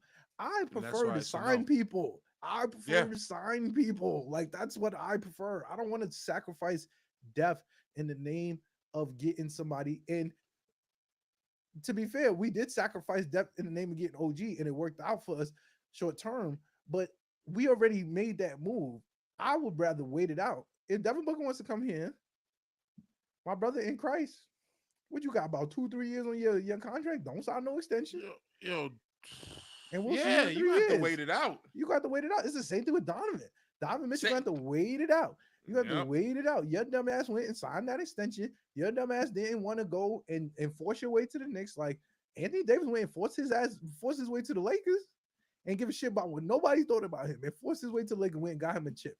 Go do what you need to do, bro. Go do what you need to $50 do. million for Booker next year. 50 million. It's a lot. 50 million. It's a You know lot what that is? That is Brunson and Randall. That's 50 million right there. right now. You understand what I'm saying? Mm-hmm. That's crazy. Right now. And however other way you're gonna try to make that, oh, we can move Randall. You move Randall and you put in Booker. That's a sideways move. It's less than sideways because Booker's gonna have to give you all the production of Randall, and number wise, it doesn't just fit swapping those two out. So you have Yeah, to he add got to another wait that player. shit out. He He's got not gonna 5 years. make up for all of that loss. Yeah, no, he's making 61 mil in the final year. You Yeah, can get the hell out of here. he's on 4 year 221. Yeah. Yeah, I don't know, but I don't know, Book. I Dion, you, don't know, Book. I don't Leon know, Rose is gang. never traded for a supermax contract. I'm almost Yeah, done saying it. I just have to 221, keep repeating it, but I'm kind of done saying it.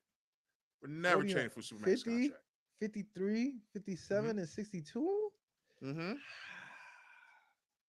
For what? I don't know. You got Kevin Durant, and you Bradley got a Bill. wonky hammy too. You know his shit always give out in the middle of the year. He always got to take a little 3 week break for his hammy. Bro, do you want to list the players he played with the last couple of years, or can we just say he's not going to get a better name of roster people around him to do? I'm Yeah, not. I'm not. they I'm but not the giving league you tried that. to the league tried to give him the league tried to springboard him into stardom, and he They sold. they try to Like elevate him. legitimately, like I'm not even Yes. bullshitting you. They tried to springboard him into stardom. Like they had Mm-hmm. that whole he doing everything like Kobe, and them Very niggas is Zach up Levine-ish. two zip in the fucking finals, and they Yeah. sold because Yeah. once again somebody Mike Budenholzer for some strange reason, and shout outs to him, made the could not for the life of him figure out why these niggas kept putting DeAndre Ayton on Giannis. Yeah. Nigga, he's not that fast. He's not that fast, bro. You, And I nigga's hate a that for horse y'all. for real. I hate that for y'all, bro, because Don't he's care not for me that either. fast. He's not that fast at all. I don't get it. I don't get how it's a better situation to trade all that away. Like, don't tell me Booker. Don't tell me KD. Don't tell me. Have some more respect, New Yorkers, and never say KD. Have some more self-respect. Have some dignity. All right, I because he agree. disrespected you too many times Yeah, for nobody you to be wants crawling over Kevin there Durant, bro. I begging keep for him seeing to be a analysts say savior. that shit too. Like, bro, Yeah, stop living this dream. No, KD is not asking for another trade, and if he does, like, be fucking for real. I don't want it. right. It's not He'll be gone in a Knicks. year. Literally, he'll be gone in a year.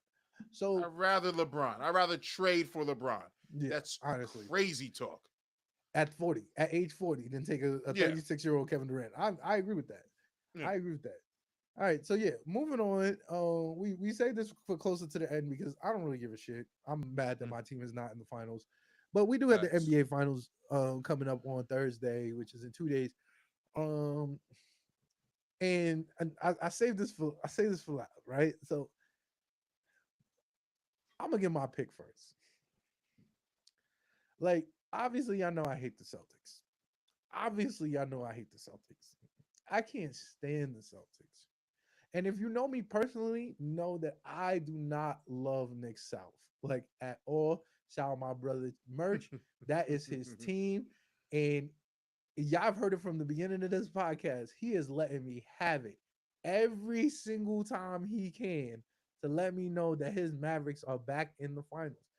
Now, what most people don't know is that me and Merch, we watched the 2011 finals together. That was my sophomore year of college. So I had to deal with it then live in 4K while he took down the super team that LeBron absolutely sold on. So shout outs to him. Shout outs to him. I witnessed that. Right.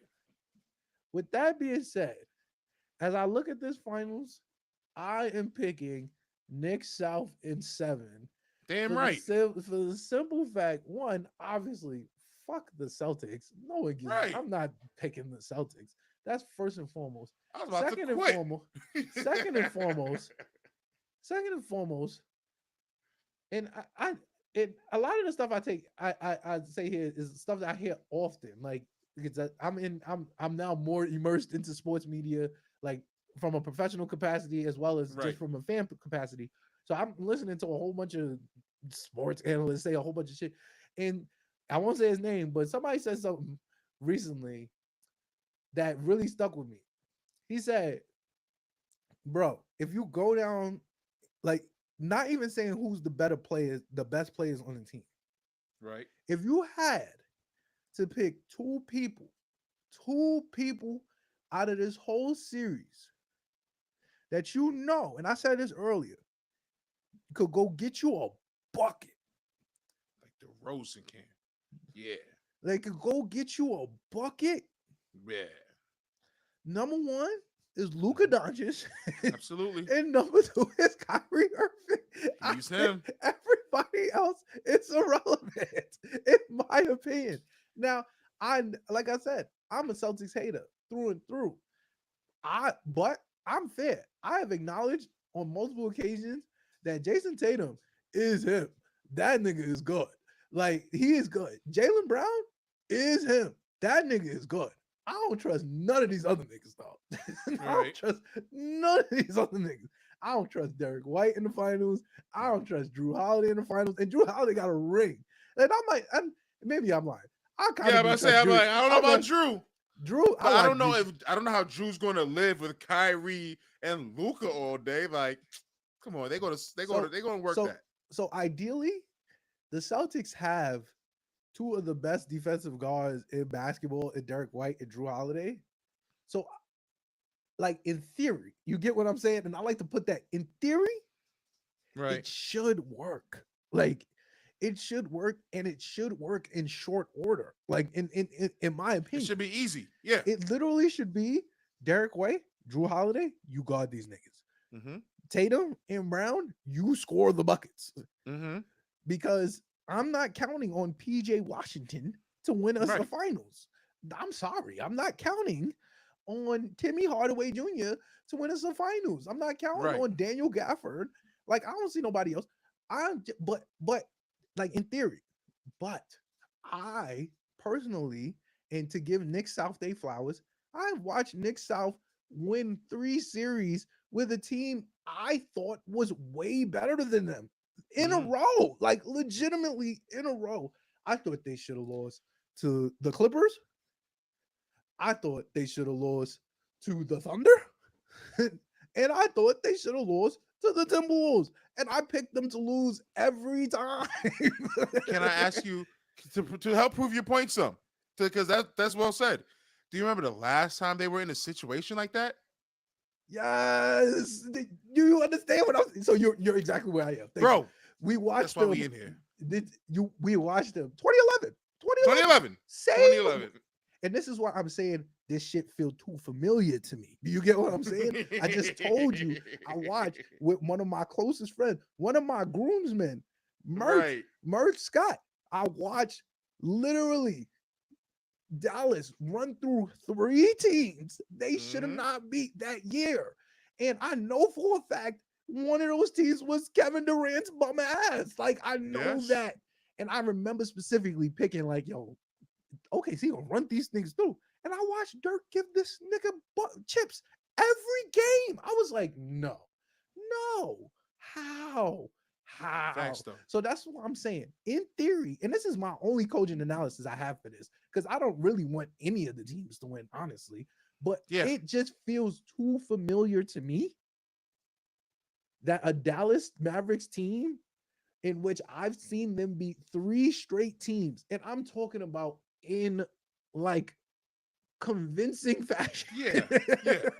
Yeah. I was there's no world in which I was gonna put money on the Wolves to lose that series. I thought that was a None. given. I I thought thought that they was a were, given. The I, size alone should have been enough. Like, I thought that bro, was a given. bro, like, bro, I can't even begin to fathom to tell you how the Timberwolves absolutely sold that series. Like Yeah.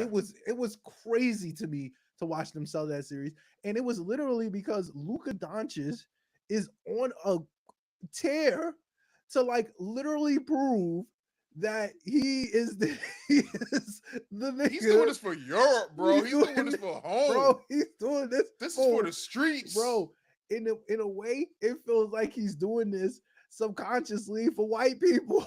I'm telling you, yo, like, you saw the meme? You saw the yes, meme when it was like, yo, they showed him yelling in the background. It's like, damn, bro, that looked like racism back in the day. bro, He just screaming. bro. I saw a Yeah. meme. I saw a tweet that said, "Yo, they said, yo, if you want to see a white man kill 5 black men on live television, turn on TNT." Like, come on, bro. Luca on it. Like, bro, and the best thing about Luca is that Luca wants to be a villain. I enjoy Luca. That's why I said I enjoy Luca from afar because Yeah. I know Luca, he thrives in being the villain. He wants it. He wants you to hate him. He wants you Right. to hate him. Look what he did to Devin Booker. Look what he did to Ant-Man. Ant-Man. Yes. he looking at niggas like, you know, I'm fucking cooking you, right? You know that. Luca's like the fiery version of Brunson in the sense it's like, if you're playing 2K, you can't just pick up the controller and just do what he do and be great. No. You have to know there is finesse, there is skill. You gotta know how to spin, spin. To really utilize his game right on 2K. I get it. Trust me. Luka Doncic. So that's my He's thing. not a Like, cheese. He's it's not a not that cheese. I He's don't. pure talent, Yeah, IQ, and skill. it's not that I don't have faith in the Celtics because I don't. Obviously, I don't I fuck with don't. them. But the reality of the fact that the reality is that I am going with the Mavericks. I could be wrong. Like they could, Drew and Derek White could absolutely clamp these niggas up, and that'll just be it. I Right. am not. I'm just telling you, as someone who enjoys gambling, I'm not putting nobody on the Celtics. I'm putting anybody I got if I wanted to bet on this game, on this series is going towards Dallas because, bro, when it gets when it gets done, you want to talk about clutch. First of all, you want to talk about setting the fucking tone. Yeah. Your man Luca walked into game 5 like fuck these niggas. They got 20 points. It was like he Yeah. had 20 points in First quarter. 5 minutes. Yeah. I was like, oh no, this nigga's so different. Like First quarter. Yeah. this nigga's- Mean, rough. he's Just grilling niggas on the road, staring at the crowd, snarling at them. Like, at his own pace. I yeah, mean, you're he not gonna took speed him up. the he took the Paul Pierce pace and added some je ne sais quoi to it. Hmm. And boy, Yeah, he's tough. boy, He's too yeah, tough. yeah, And then you yeah. add on I'm top, you add on top of it the idea, the idea that Kyrie Irving oh no, I got him. is Don't worry. No, not no, no. You is. you got you got you got to sing about Oh, Luca. go ahead, I, go ahead, go I ahead, got go I ahead, got I got Kyrie. go I ahead. got Kyrie. Okay, okay, okay. Yes, because I too will be picking the Mavs because first and foremost, to quote the great Kyrie Irving, "Fuck Boston." Yeah. So so let's get that out the way. Love that he's going back. Love that he gets to act like a little bit of a villain with this. He got Luca with him. There's too much magic on that court. Yeah. There's too much of the unexplainable to deal with there. That's that intangible shit that you just can't, Yeah. It's like, yo, how did he do that? It's like play after play after play after play of Luca and Kyrie going, yo, how did he do that? If if if I said Luca has that Paul Pierce slow pace bop to where it's like, yo, are you even really moving at an NBA speed? But he's getting all the space he wants, getting his shots off, clean looks, all of Nah, that. I'm crying because he really saying that though. Yo, Kyrie is the flip side of it to where he's not doing all of the rah-rah. He is coming in there like Bob Ross with a paintbrush and his Yeah. little moccasin sneakers and his oils and incense that he's cleaning up the. Yo, I hope he cleans up TD Garden again tonight with his incense like he did back in the day. Yo, somebody said that shit was mad disrespectful. Yo, Nigga said- that's how you villain, bro. The right way. It was righteous villainy. Like Kyrie's gonna come Ah. out there and dance on that logo. That little leprechaun is gonna Yeah. have feet all over him, little You moccasin. forgot Oh, he stomped on Lucky like a G. he's- You forgot he stomped on Lucky. He's I different. can't Yo, wait for their no, antics. the peak racism. So game 1 and game 2, I'm telling you, is gonna be literally the most Okay. racist sport event. I'm convinced. Yeah. Like I got friends that tell me like that are big Boston fans, and they be like, "Yo, you gotta do your research. It's not that deep." And I'll be like, "I'm sorry, them niggas be doing the most." It's very much so that deep. Yeah, it's so that deep. It's so that deep. Yeah. So I'm here to tell you, I already know what type of shit y'all gonna be yelling at Kyrie. I already Yeah. know, and he in his piece bag. You feel me? He in tune with his Native American and tribal side, bro. Oh my Bro, god. the shit y'all gonna be yelling at Kyrie, bro. I already know. You don't gotta tell me. Yeah. This is why I feel bad for black people who root for the Boston Celtics. Y'all rooting Yeah. against yourselves. I've been Yeah. saying this for Yeah. years. That's a form of self-hate. For Yeah, years. man. It's Not a sure form of self-hate. self-hate. It's a form of self-hate being a black Boston fan. You ain't have to do Yes. that to yourself. Nobody made you do that. Yeah. They That's were like cutting slandering Bill yourself. You need to talk Russell. to somebody. They were slandering Bill Russell. That nigga won them 11 chips. Come 11 on. chips, bro. 11 chips. How many different players over the course of time tell you that team is racist? Like Celtics players. I Googled it not too long ago to argue with my Celtics friend, who, by the way, RP to Kevon Carter, started out there, RP, y'all. Yeah, bro, and I'm trying to thing him up a little. Boston isn't yo. Every generation of Boston team have someone saying they're racist. Jaylen Brown was the last one. He was. He Jaylen was. Brown called them out on it. He's about to try to win them a chip. Jaylen, brother Brown, you don't gotta do it for them. He's actually way too hotep to be on the Boston Celtics. It actually I'm- works. It's actually way too hilarious. That's like the most hilarious thing to me. Like he's actually way too hotep to be to be Brother Brown, brother Brown for sure. bow tie, brother Brown. You are, to me, you're the best player on the Boston Celtics. My Negus. Yeah, my Negus. my Negus. No cringe. Like, you don't need Boston. Boston needs you.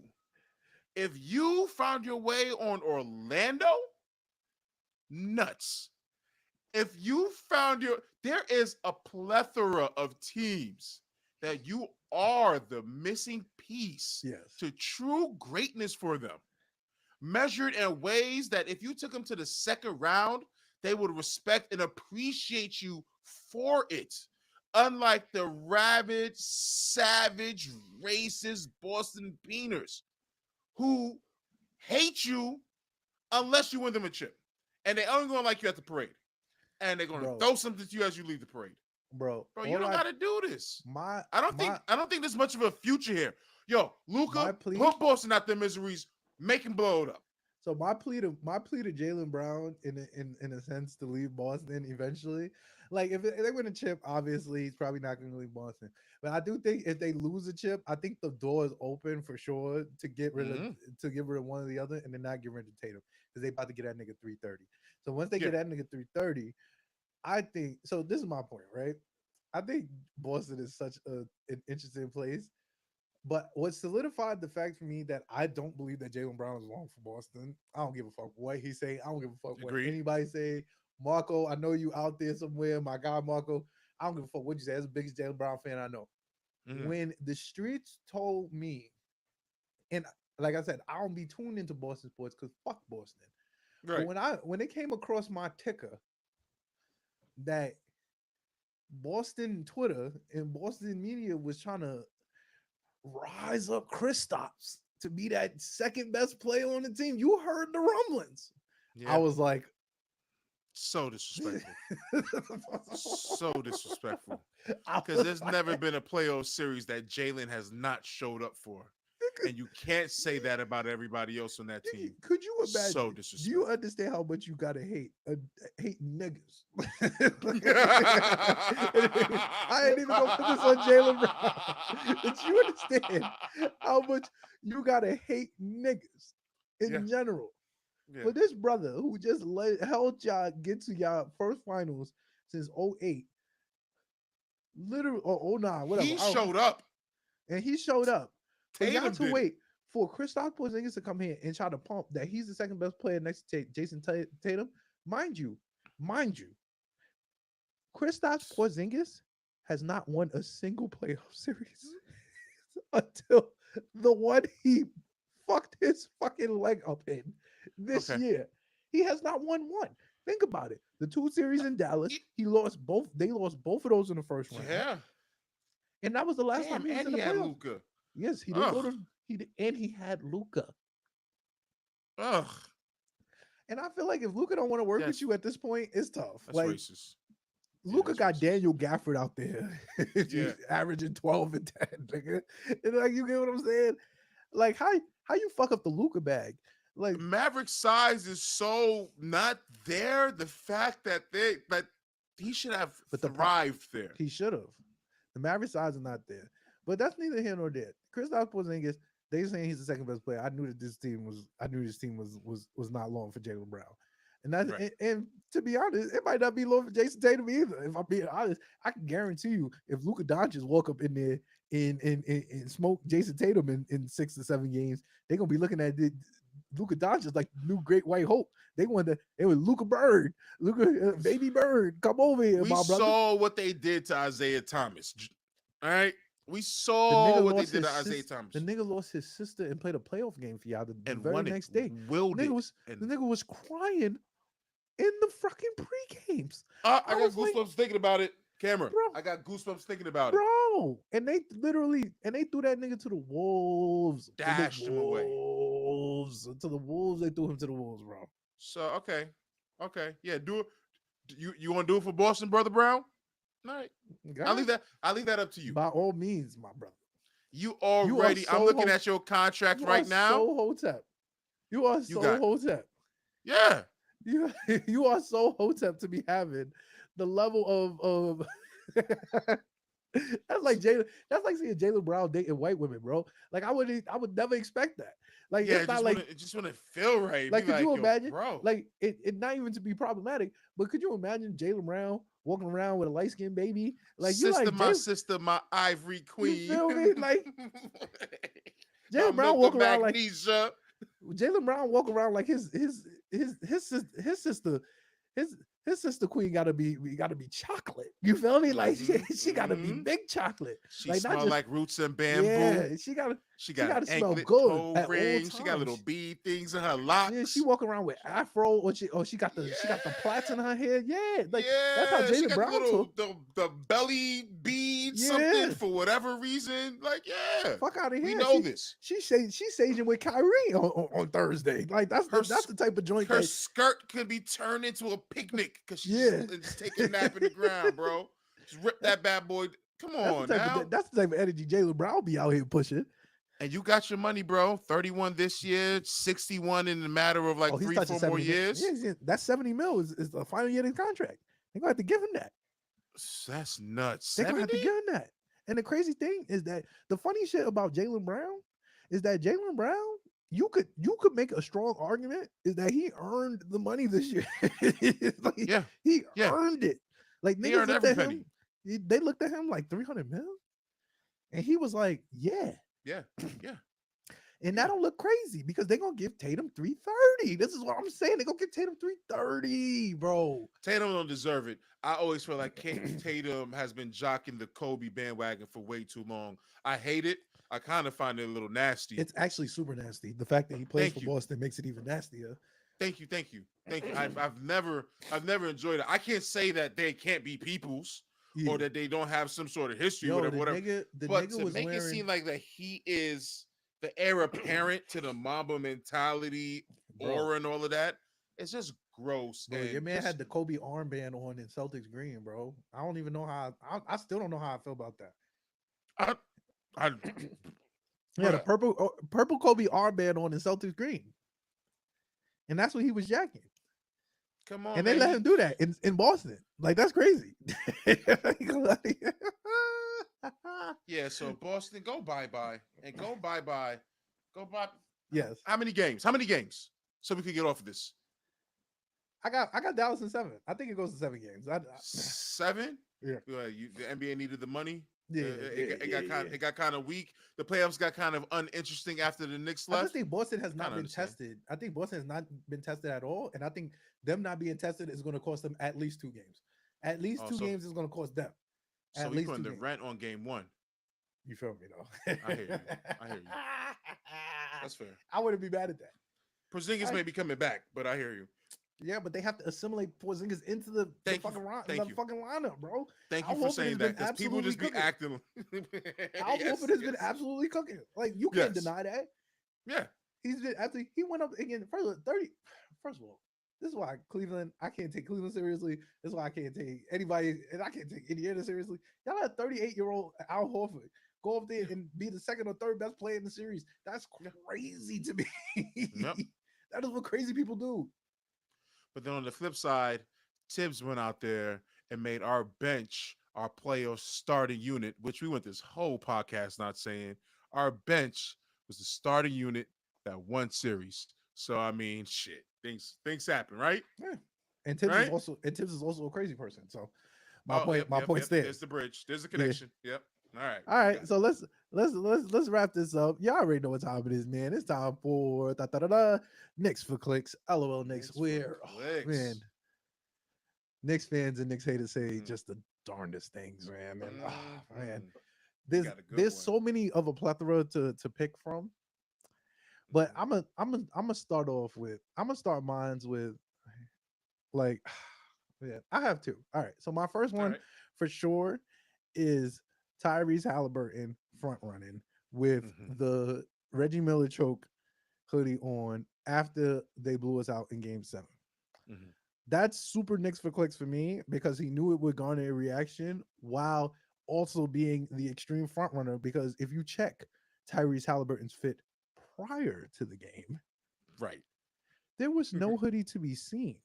That's Nowhere. one. Two, the fact that the choke hoodie, the choke sign, as I've said time and time and time again, came in a series that Reggie Miller Miller lost. lost. Yes. Yes. Yes. Yes. Why do y'all continue to glorify that bullshit? It was a Nixism. good moment. I give you that.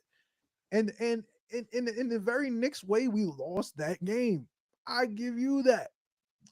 But we lost the battle, not the war. Like, why would you think that? First of all, I just don't think that Reggie Miller was the person. Like, it was that was just so. It was too easy. Like, you get what I'm saying? Like, if I was like, oh, somebody gonna come out here and do a Reggie Miller choke hoodie or choke sign, this, that, and the third. Like, you know, that's what y'all do when Indiana plays the Knicks. Like, The Knicks. That's okay. you had an opportunity here and you won the series, however it may be, to put a stamp on the Knicks page series. Like, fuck Trey Young is a staple because Trey Young came in and embraced that shit because Trey Young Yeah. wanted to be the villain. And that's An why I give Trey organic Young his, moment. you know, he got his moment.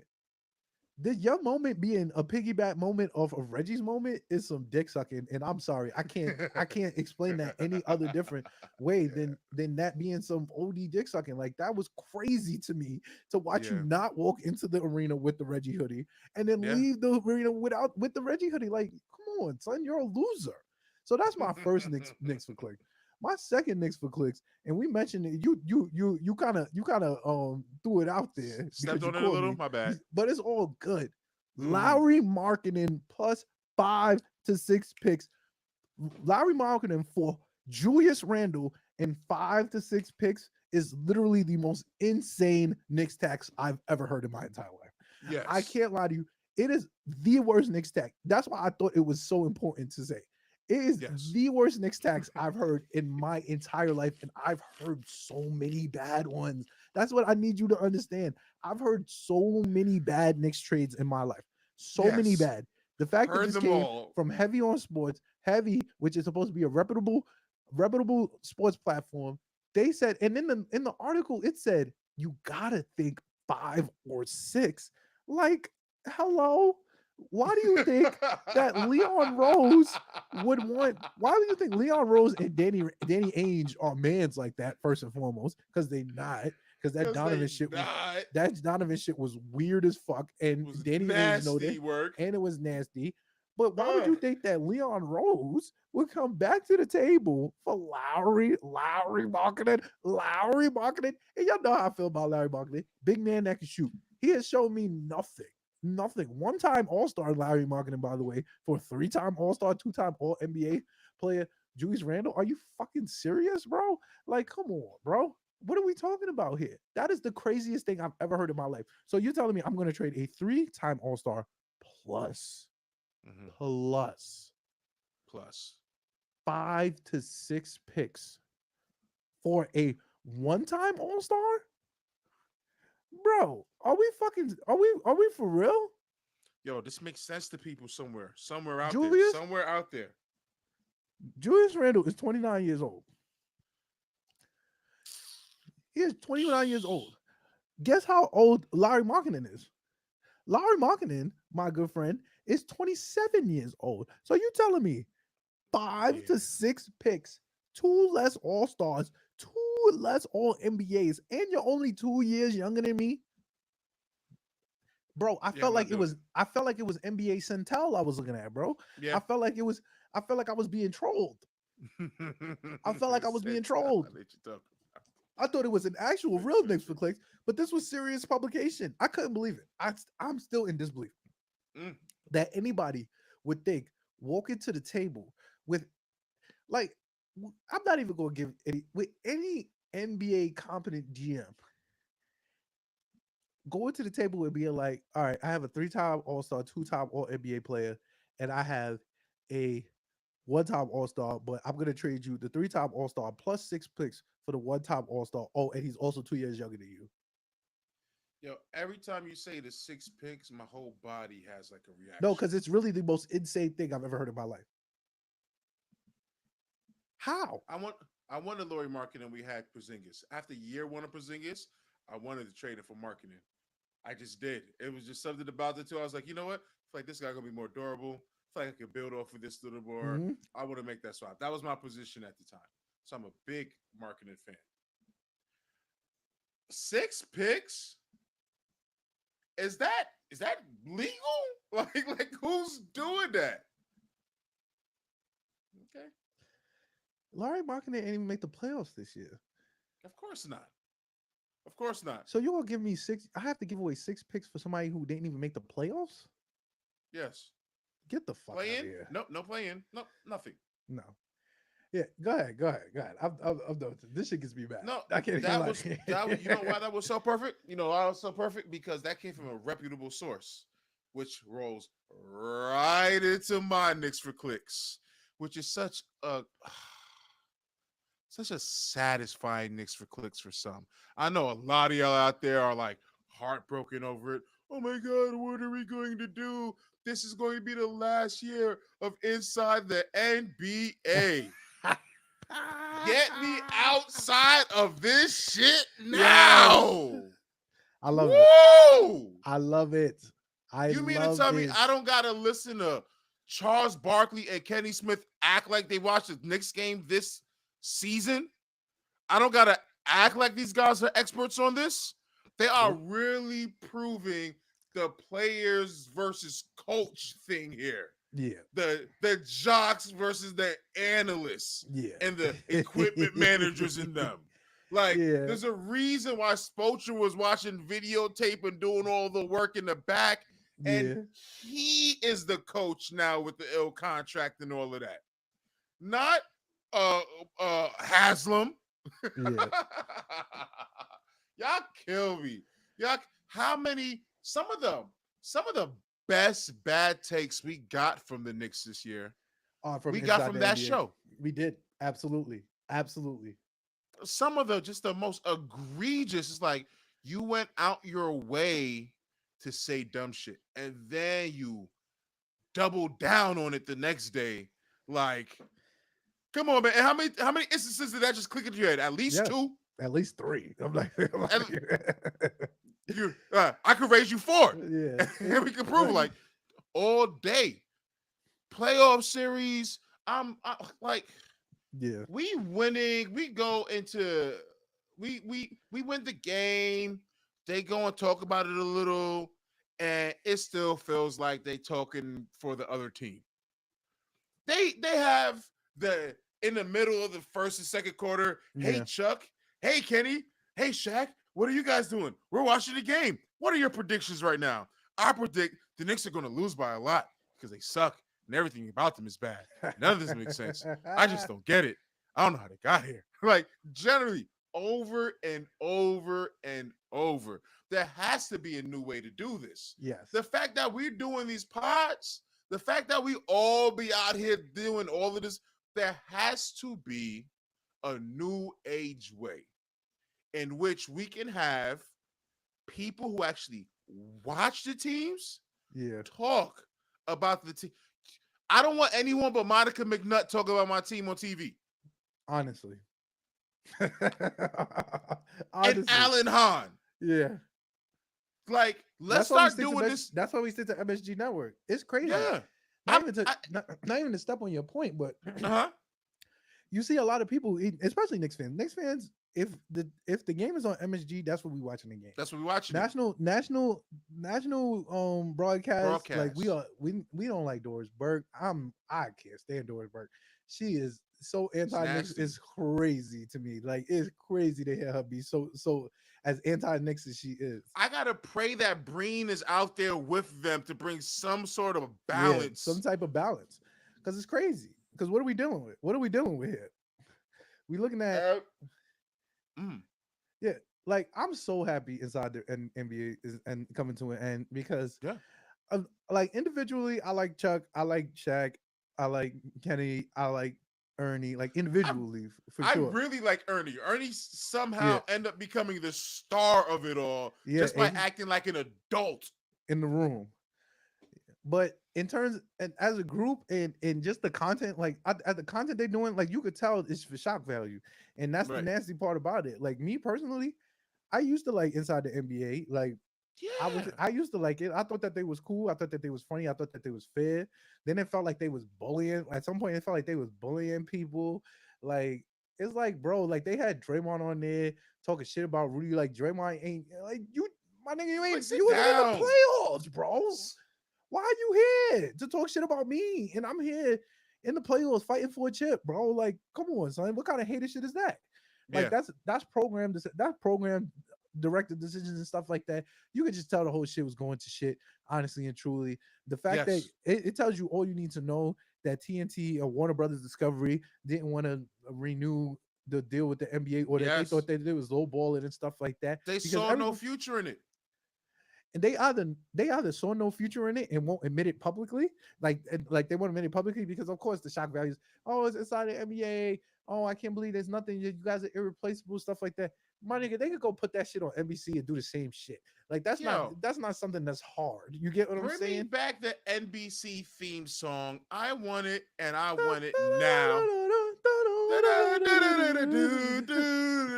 And I need the slow mo shots. And I need the slow mo shots. I need a slow and I need a 90s slow mos. And you could remix some of the moves with the new Yeah. guys coming in and out. Like make the intro The double the NBA, length and time because The NBC theme song is only fire with the slow mo. I'm telling you, I've been telling so you this for good though. years. Like you gotta hear it, and then you gotta hear the broadcaster on the background with the Yes. slow mo. That's what really gives it the sauce. Because you look, you're like, Yes. yo, this thing really fading away. Yeah.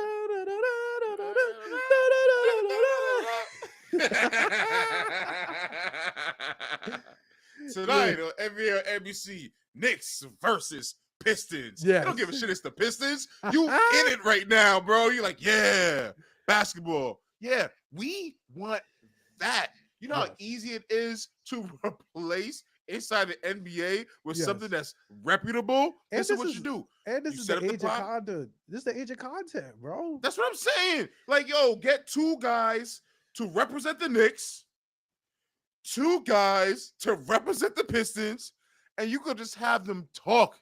Yep. You could just have them talk the game at halftime or whatever, straight up like that. And have Ernie as the host, and Yep. we are not missing a beat. I don't need to see Kenny running bow-legged to the Yeah. board. I don't. Oh, you was gonna race me. Oh, you was gonna race me. You ain't got the right shoes on today. They've been I doing that don't shit care. they've been doing that shit for 6 years, racing It's to the board. tired. It's a tired gag. Dwayne Wade didn't work out on there. Yeah, he did it. Candace Parker didn't work out on there. Draymond, you want the Draymond sick because he started burning bridges and realized there's no future there. Yeah. Stupid. And Right. the reality is that they had no heir apparent. Like that's the real truth. That's the real truth. That's the They that's the tried. tea. That's the tea they don't want to tell you is that they really don't got no heir apparent for any of them. Like they Nope. definitely got no heir apparent for Ernie. They definitely Nope. got no heir apparent for Chuck. Nope. And neither for none of them really. None of Honestly, them. like Shaq, Kenny, no, none yeah. of them. And like I think all these people like Candace Parker, Jack Crawford, Draymond Green, like these people they was trying to get like they were testing the Nielsen numbers on like yo if people gonna Right. rock with them.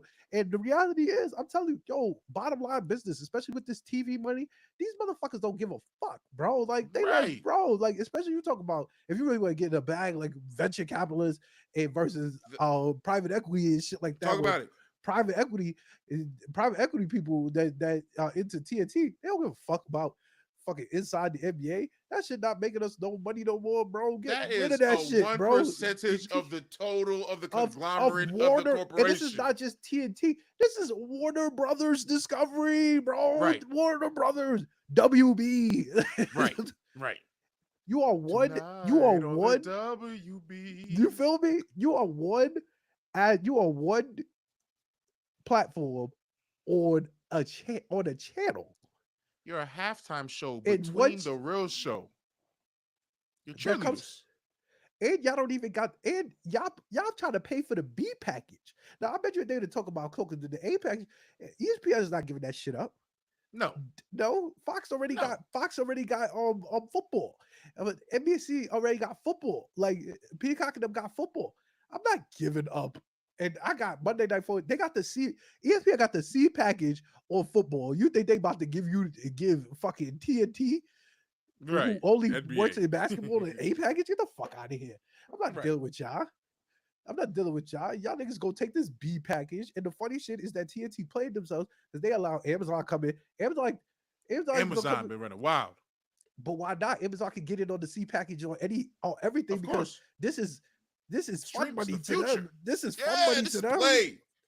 He's paying that shit out of his back pocket. Yes, and to even get into a nastier conversation, I think Amazon is planning on doing something like they gonna try to create leagues and shit. Like that's how much money that nigga Jeff Bezos got. Like he gonna try to Mm. create smaller leagues so that he could put on television and stuff to compete with them eventually. So Mm. that's why I think like Oh shit. and Slam ball coming back. you get what I'm saying? Like it's gonna be stuff like that coming in, and Amazon gonna get it on the ground floor. That shit is shit like that. Yeah, bro. TNT Warner It's Brothers more not. innovative and more in touch with the times than TNT. Yeah, So you gotta go. you gotta go and a good fucking riddance. That's all I gotta say Best about them. best of Good luck, fuck. Chuck. They'll get jobs for sure. They want jobs. They They're got the rich. I cachet don't for it. care about them getting jobs. That's the thing here. I don't care about Shaq's money. I don't care about Shaq's. Listen, Chuck got a deal with TNT still. He got a production company, something, something. Yep. He got things in the works. Remember that little crappy show that he had after the NBA? It was like American Racism or some Yeah. super Oh, with Gail serious King? with Charles Bark. Who You who talking about signed with up Gail for King? maybe, maybe. I He just had a know I talk show with seen. Gail King. No, was it a talk show? Yeah, with Gail King. Yo, that was just nasty. It was nasty. They had Chuck just talking about shit on the show. I was like, oh no, get this nigga on television. He don't need to be on daytime television at all. At Saying all. foolishness. Not foolish. Nah, no, no, no. I think I'm thinking of something else. This man had, yo, what was the name? It doesn't matter. Well, American Race. Okay, yeah. That's what it was called. It was his personal mission to give a voice to those most impacted by discrimination. Charles Barkley, we not looking for this role model shit now from you. I'm You said you ain't crying. want to You be are a role absolutely model, correct. and you're not. And That's therefore, nasty. we He can. got one Uh, season. Four yeah, episodes too in 2017. it was bad. I saw minutes of it, and from that, I was like, this shouldn't even be on TV right now. This should be a documentary on whoever. HBO? Yeah. HBO? No, it's not good enough for HBO documentary. I would not besmirch HBO's great name. I'm watching The Jinx right now. I won't besmirch HBO's great work with with Chuck's American Race. I'm just gonna say we appreciate what you did. Yes. Your time has come, and that's all I want is for the Knicks to kick ass all year. Y'all to have to deal with it on TV, and then when the finals come and the Knicks move on, and you guys have to go to Cancun because you don't cover the finals, that is Mm-hmm. that is the perfect ending. That is the it's what we deserve as fans to watch y'all go out just real sour and just messy.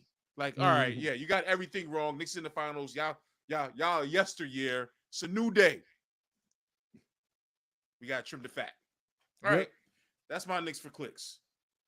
Yes, indeed.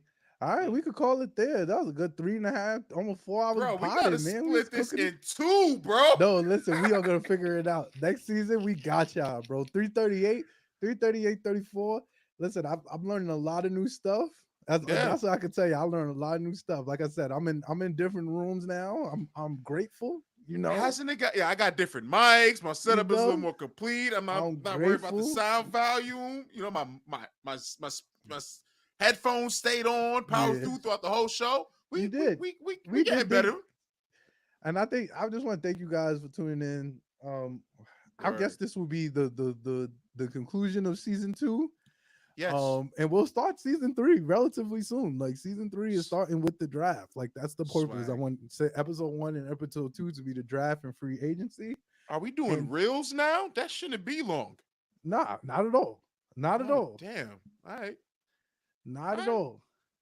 Not at all. That shouldn't be super long. That should be those should be quicker pods, like Those 45 should be minute pods. 10-minute pods. We traded it all away. We traded all the We picks. we traded them We'll see back. you next week. How do you feel? I'll let you know when Leon makes a move. Yeah.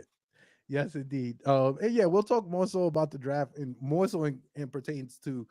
I'm gonna talk about the draft and more so how it pertains to like the teams who got better, maybe who's more of a viable threat in the East because those things will come apart. Maybe not so much in the draft, but definitely in free agency. Especially Free we'll agency. use those two podcasts to talk about any trades that might happen because we definitely That the most interesting thing for our offseason is to see what other teams in the East do. I agree. That I agree. I'm because I'm so sold on what I'm doing. But if Paul George goes to the Sixers, I Yeah, care we a got little this. more. This You know what I mean? there's a little bit more conversation to be had, and I think that Yeah. Leon Rose will adjust accordingly. Shout out to my guy Yes. to any moves that any other team makes. I am not That's right. confident in any other GM in the East Oh, besides absolutely Leon not. Rose, maybe Brad Stevens. He's a good GM, and no one else really tickles my fancy with the in the Yeah. GM and sphere of the Eastern Conference for sure.